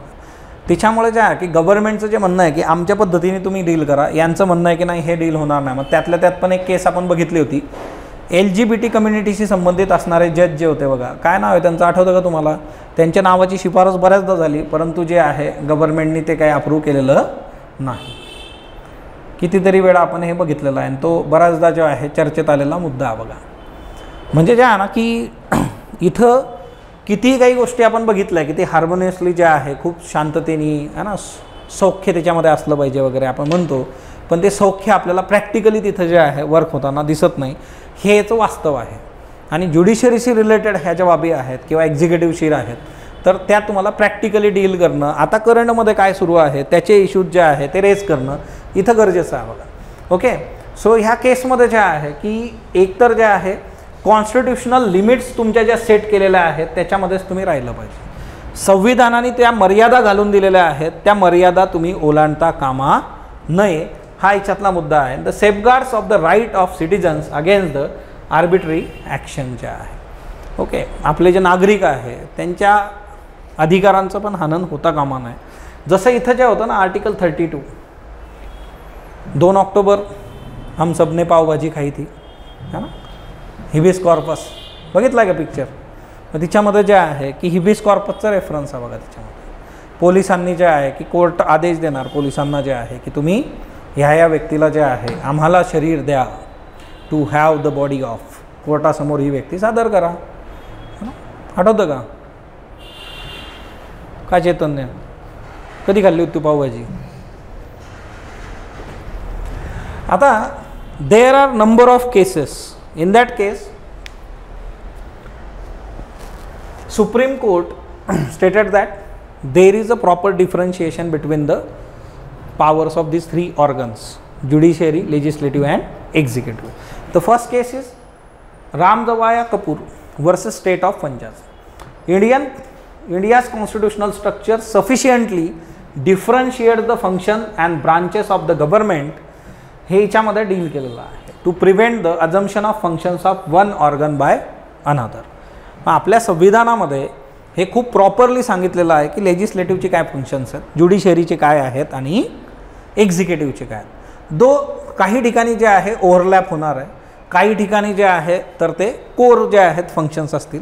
पण इथं जे आहे की संविधान तेवढं आपल्याला सांगतं की यांचे फंक्शन्स कसे जे आहेत वेगवेगळ्या पद्धतीने डील झालेले आहेत. ही केस आहे Ramjawaya Kapur versus state of Punjab. आपल्या उत्तरांमध्ये जे आहे केसेस असणं फार गरजेचं असतं. कशाच्या बेसिसवर आपण बोलतो ना, एक तर फार क्लिअर आहे की संविधानामध्ये एक सेपरेशन फार स्ट्रिक्टली दिलेलं नाही आहे. मग दिलेलं नाही आहे तर मग सुप्रीम कोर्ट सांगतं की सुप्रीम कोर्टानुसार जे आहे की हे आपल्या याच्यात दिलेलं आहे ह्या केसनुसार जे आहे. देन चीफ जस्टिस कनिया जे होते बघा ॲट दॅट टाईम, आणि त्यांनी म्हटलं होतं की there not being any express separation of powers in the Indian constitution as in the USA. USA किंवा ऑस्ट्रेलियामध्ये त्यांचं जे संविधान आहे त्या संविधानामध्ये स्ट्रिक्टली सेपरेशन ऑफ पॉवर हवं. जसं आपण बघितलं की USA मधलं काय मॉडेल आहे 1, 2, 3 कलम आहेत सुरुवातीचे, तिघांमध्ये सेपरेशन ऑफ पॉवर देऊन टाकलं.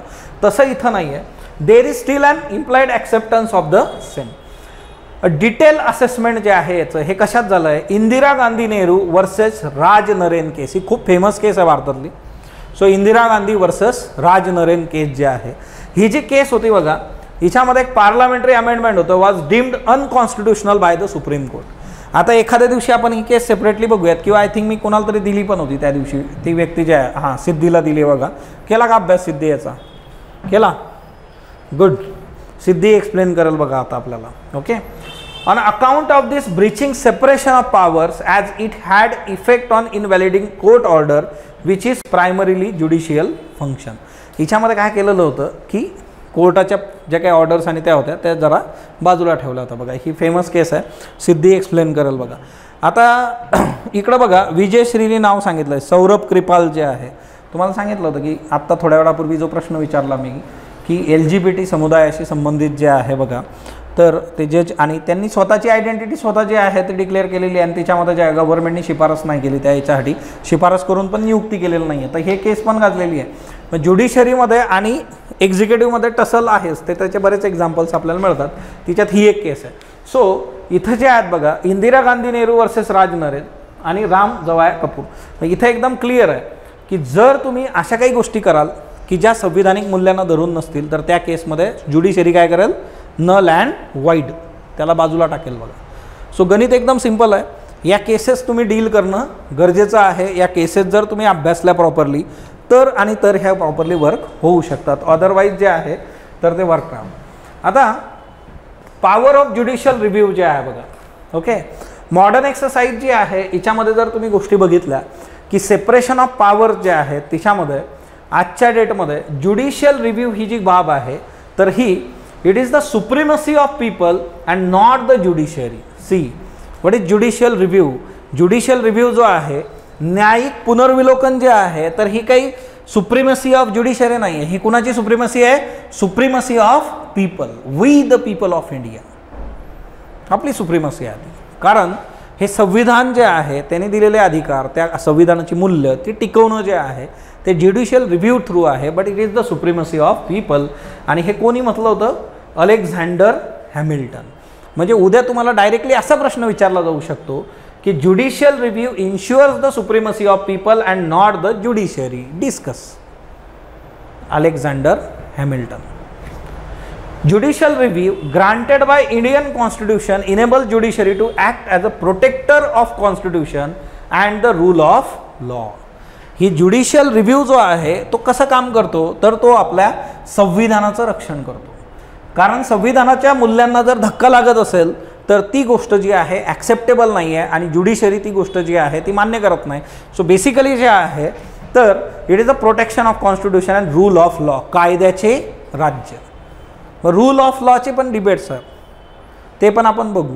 मग तिच्यामध्ये पण जे आहे due process of law, procedure establish by law वगैरे वगैरे वगैरे, त्या कन्सेप्च्युअल क्लॅरिटी आपण घेऊयात. सो कायद्याचं जे राज्य आहे आणि आपलं जे संविधान आहे याला प्रोटेक्ट करण्याचं काम जे आहे तर ते कोणी करेल, तर ते जे आहे ज्युडिशियल रिव्ह्यू करतो. Both of them being underline values of the separation of power. आणि हे काय आहे तर सेपरेशन ऑफ पॉवरचं जे आहे तर ते एक बेसिक एक्झाम्पल आहे. It does not oppose the doctrine but emanates from it as enforce the same where it is infringed. Simply जे आहे बघा, ज्युडिशियल रिव्ह्यूमुळे आपलं जे संविधान आहे त्याचं रक्षण होतं. संविधानातली कुठलीही मूल्य जर ती पायदळी तुडवण्याचा संसदेने प्रयत्न केला तर त्या क्षणी जे आहे त्याला चेक केलं जातं आणि तो बॅलन्स मेंटेन केला जातो बघा. सायमल्टेनियसली रूल ऑफ लॉ, कायद्याचं राज्य, कायद्यासमोर सर्व जे आहे तर ते समान असले पाहिजे. आर्टिकल 14 जे आहे तर तेही आपण डिटेलमध्ये बघणार आहोत. सो बेसिकली जे आहे ज्युडिशियल रिव्ह्यू जो आहे तो आपल्यासाठी महत्त्वाचा आहे. आता इथं केशव सिंग केस जे आहे बघा, सुप्रीम कोर्टाने सांगितलं होतं की independence of judiciary pronounce the scope of judicial review जे आहे. आता Keshav Singh case independence of ज्युडिशरीवर बोलतं बघा. न्यायव्यवस्थेचे जे आहे स्वतंत्रता जी आहे, simultaneously pronounce the scope of judicial review. Keshav Singh case. Okay.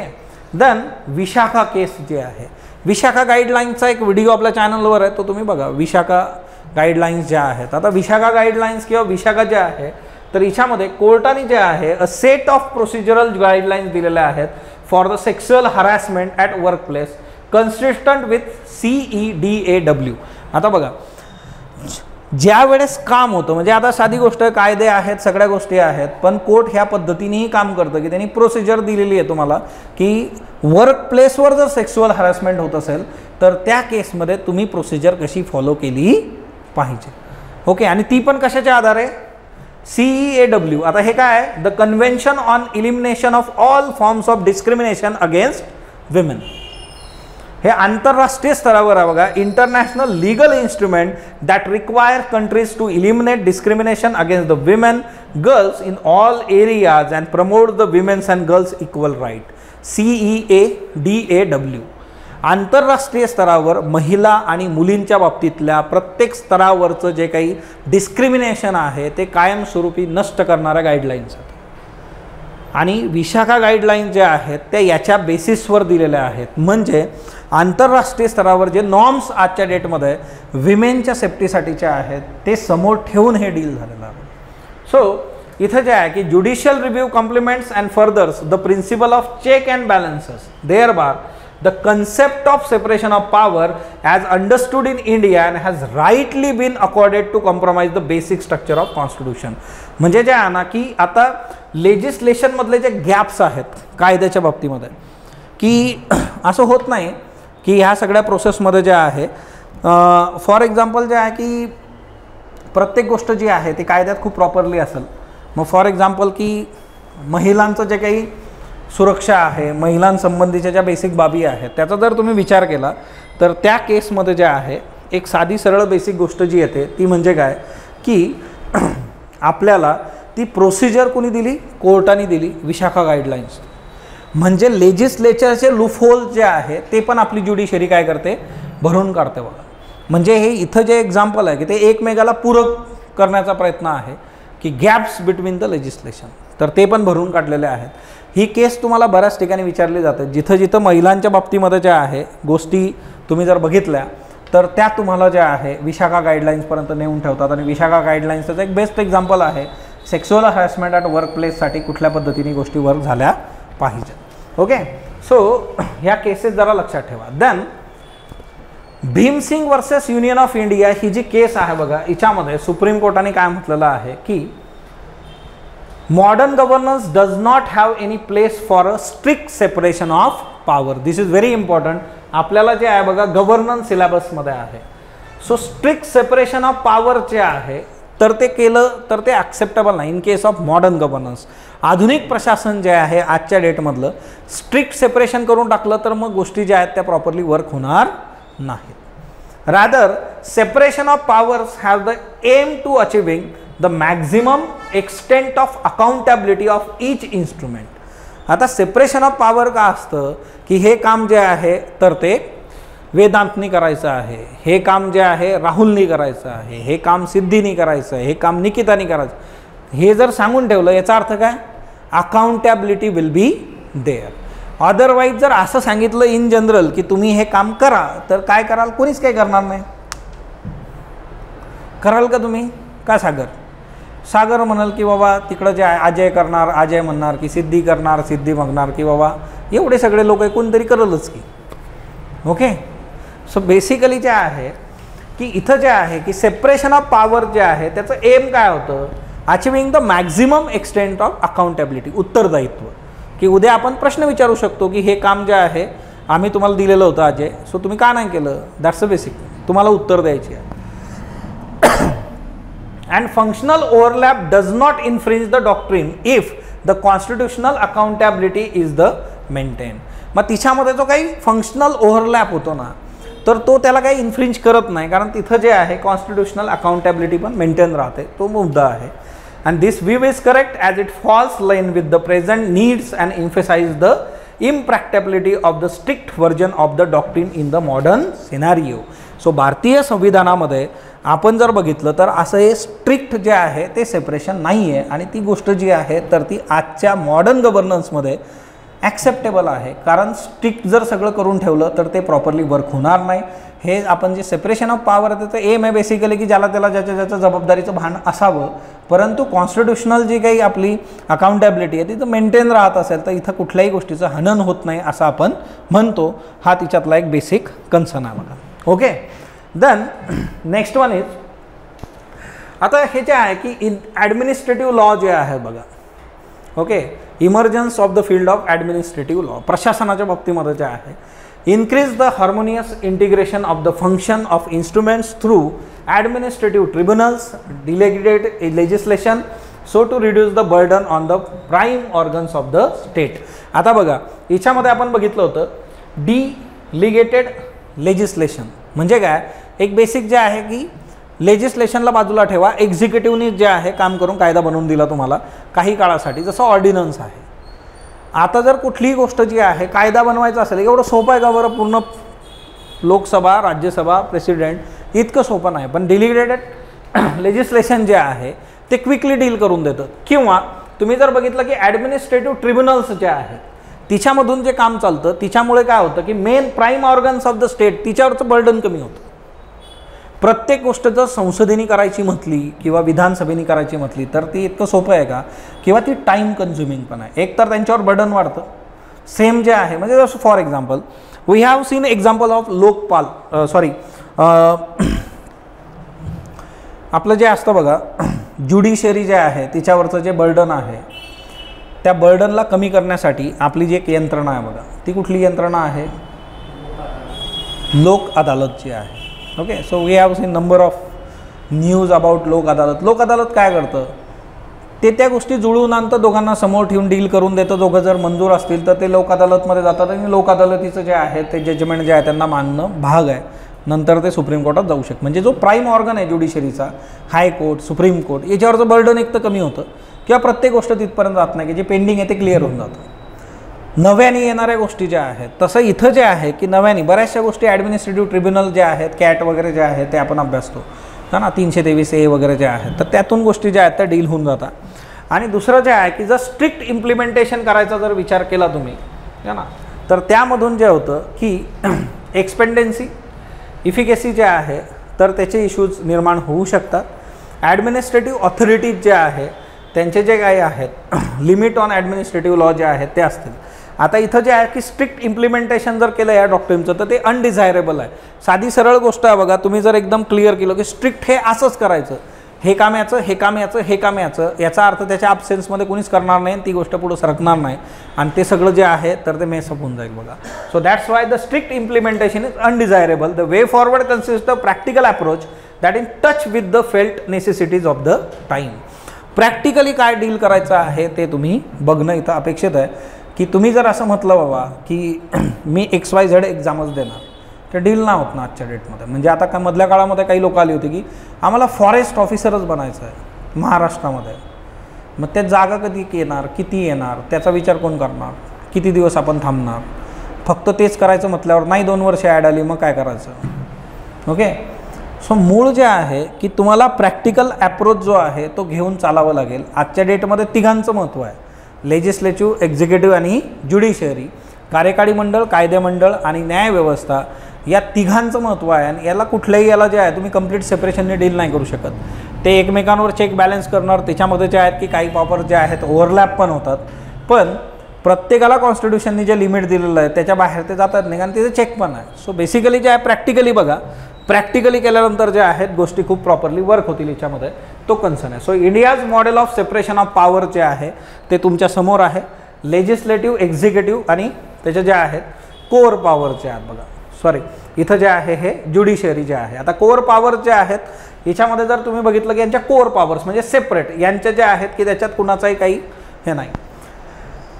इथं जे आहे इन्सिडेंटल पॉवर ज्या आहेत त्या आणि ॲडमिनिस्ट्रेटिव्ह ॲक्शन ज्या आहे, ॲडमिनिस्ट्रेटिव्ह ॲक्शनमध्ये तिन्ही एकत्र येतात, लेजिस्लेटिव्ह, एक्झिक्युटिव्ह अँड ज्युडिशरी. काही ठिकाणी जे आहे इन्सिडेंटल पॉवर्समध्ये जे आहे ते कॉमन असू शकतात. सो हे एक प्रकारे जे रिप्रेझेंटेशन आहे ते India's model of separation of पॉवरचे आहे. मग आन्सर रायटिंग करताना तुम्ही ह्या पद्धतीने जर गोष्टी डील केल्यात तर ते तुम्हाला जास्त अजून चांगल्या पद्धतीने मार्कांसाठी योग्य होतं. कारण जे आहे की तिथं तुम्ही टिपिकली जे आहे एका डायग्राममधूनच ते डील करतात. हेच एक्सप्लेनेशन आपण देत गेलो. आता ही सगळ्यात सुरुवातीला पण ठेवता आली असती, पण सगळ्यात शेवटी ठेवली का, आपण सुरुवातीला सगळ्यात पहिले कोर त्यांचे जे आहेत तर ती व्हॅल्यू सिस्टीम बघितली, त्यांची ऑथॉरिटी बघितली, देन ओव्हरलॅपिंग आपण बघितलं. ओके, सो एकत्रितपणे जे आहे चेक्स आणि बॅलन्स ते कुठं येतात तेही आपण बघितलं. So legislative, executive and judiciary या तिघांचा विचार जो आहे तो ह्याच पद्धतीने तुम्हाला करावा लागतो इन केस ऑफ इंडिया, भारताच्या बाबतीमध्ये जे आहे. सो तो एक मुद्दा याच्यामध्ये लक्षात ठेवा. देन आता एकतर जे आहे गव्हर्नमेंटच्या पॉवर्स ज्या आहेत वेगवेगळ्या याच्यामध्ये, तर त्याचे व्ह्यूज आणि त्या सगळ्या गोष्टी ज्या आहेत, वेगवेगळे जे काही फिलॉसॉफर्स, वेगवेगळ्या ज्या थेरीज आहेत त्याच्यानुसार आपण बघितलं इंडियाच्या बाबतीमध्ये जे आहे की आपल्या इथं संविधानामध्ये स्ट्रिक्ट फॉर्मॅट जो आहे तो याचा नाही आहे. पण आत्ता आपण बघितलं की in case of modern governance त्याची गरजच नाही आहे आपल्याला. ओके, तर तीच गोष्ट जी आहे तर ती हार्मोनियसली जे आहेत ती वर्क होणं, आणि इथं जे आहे चेक अँड बॅलन्सेस जे आहेत ते तिथं आहेत. ओव्हरऑल जे आहे मॉडर्न व्ह्यूज जर तुम्ही बघितला तर या केसमध्ये जे आहे फ्लेक्झिबिलिटी जे आहे ती तिथं असणं गरजेचं आहे. मूळ मुद्दा काय आहे ना आपला, की आपलं गव्हर्नन्स जे आहे ते प्रॉपरली डील झालं पाहिजे. That's a basic thing.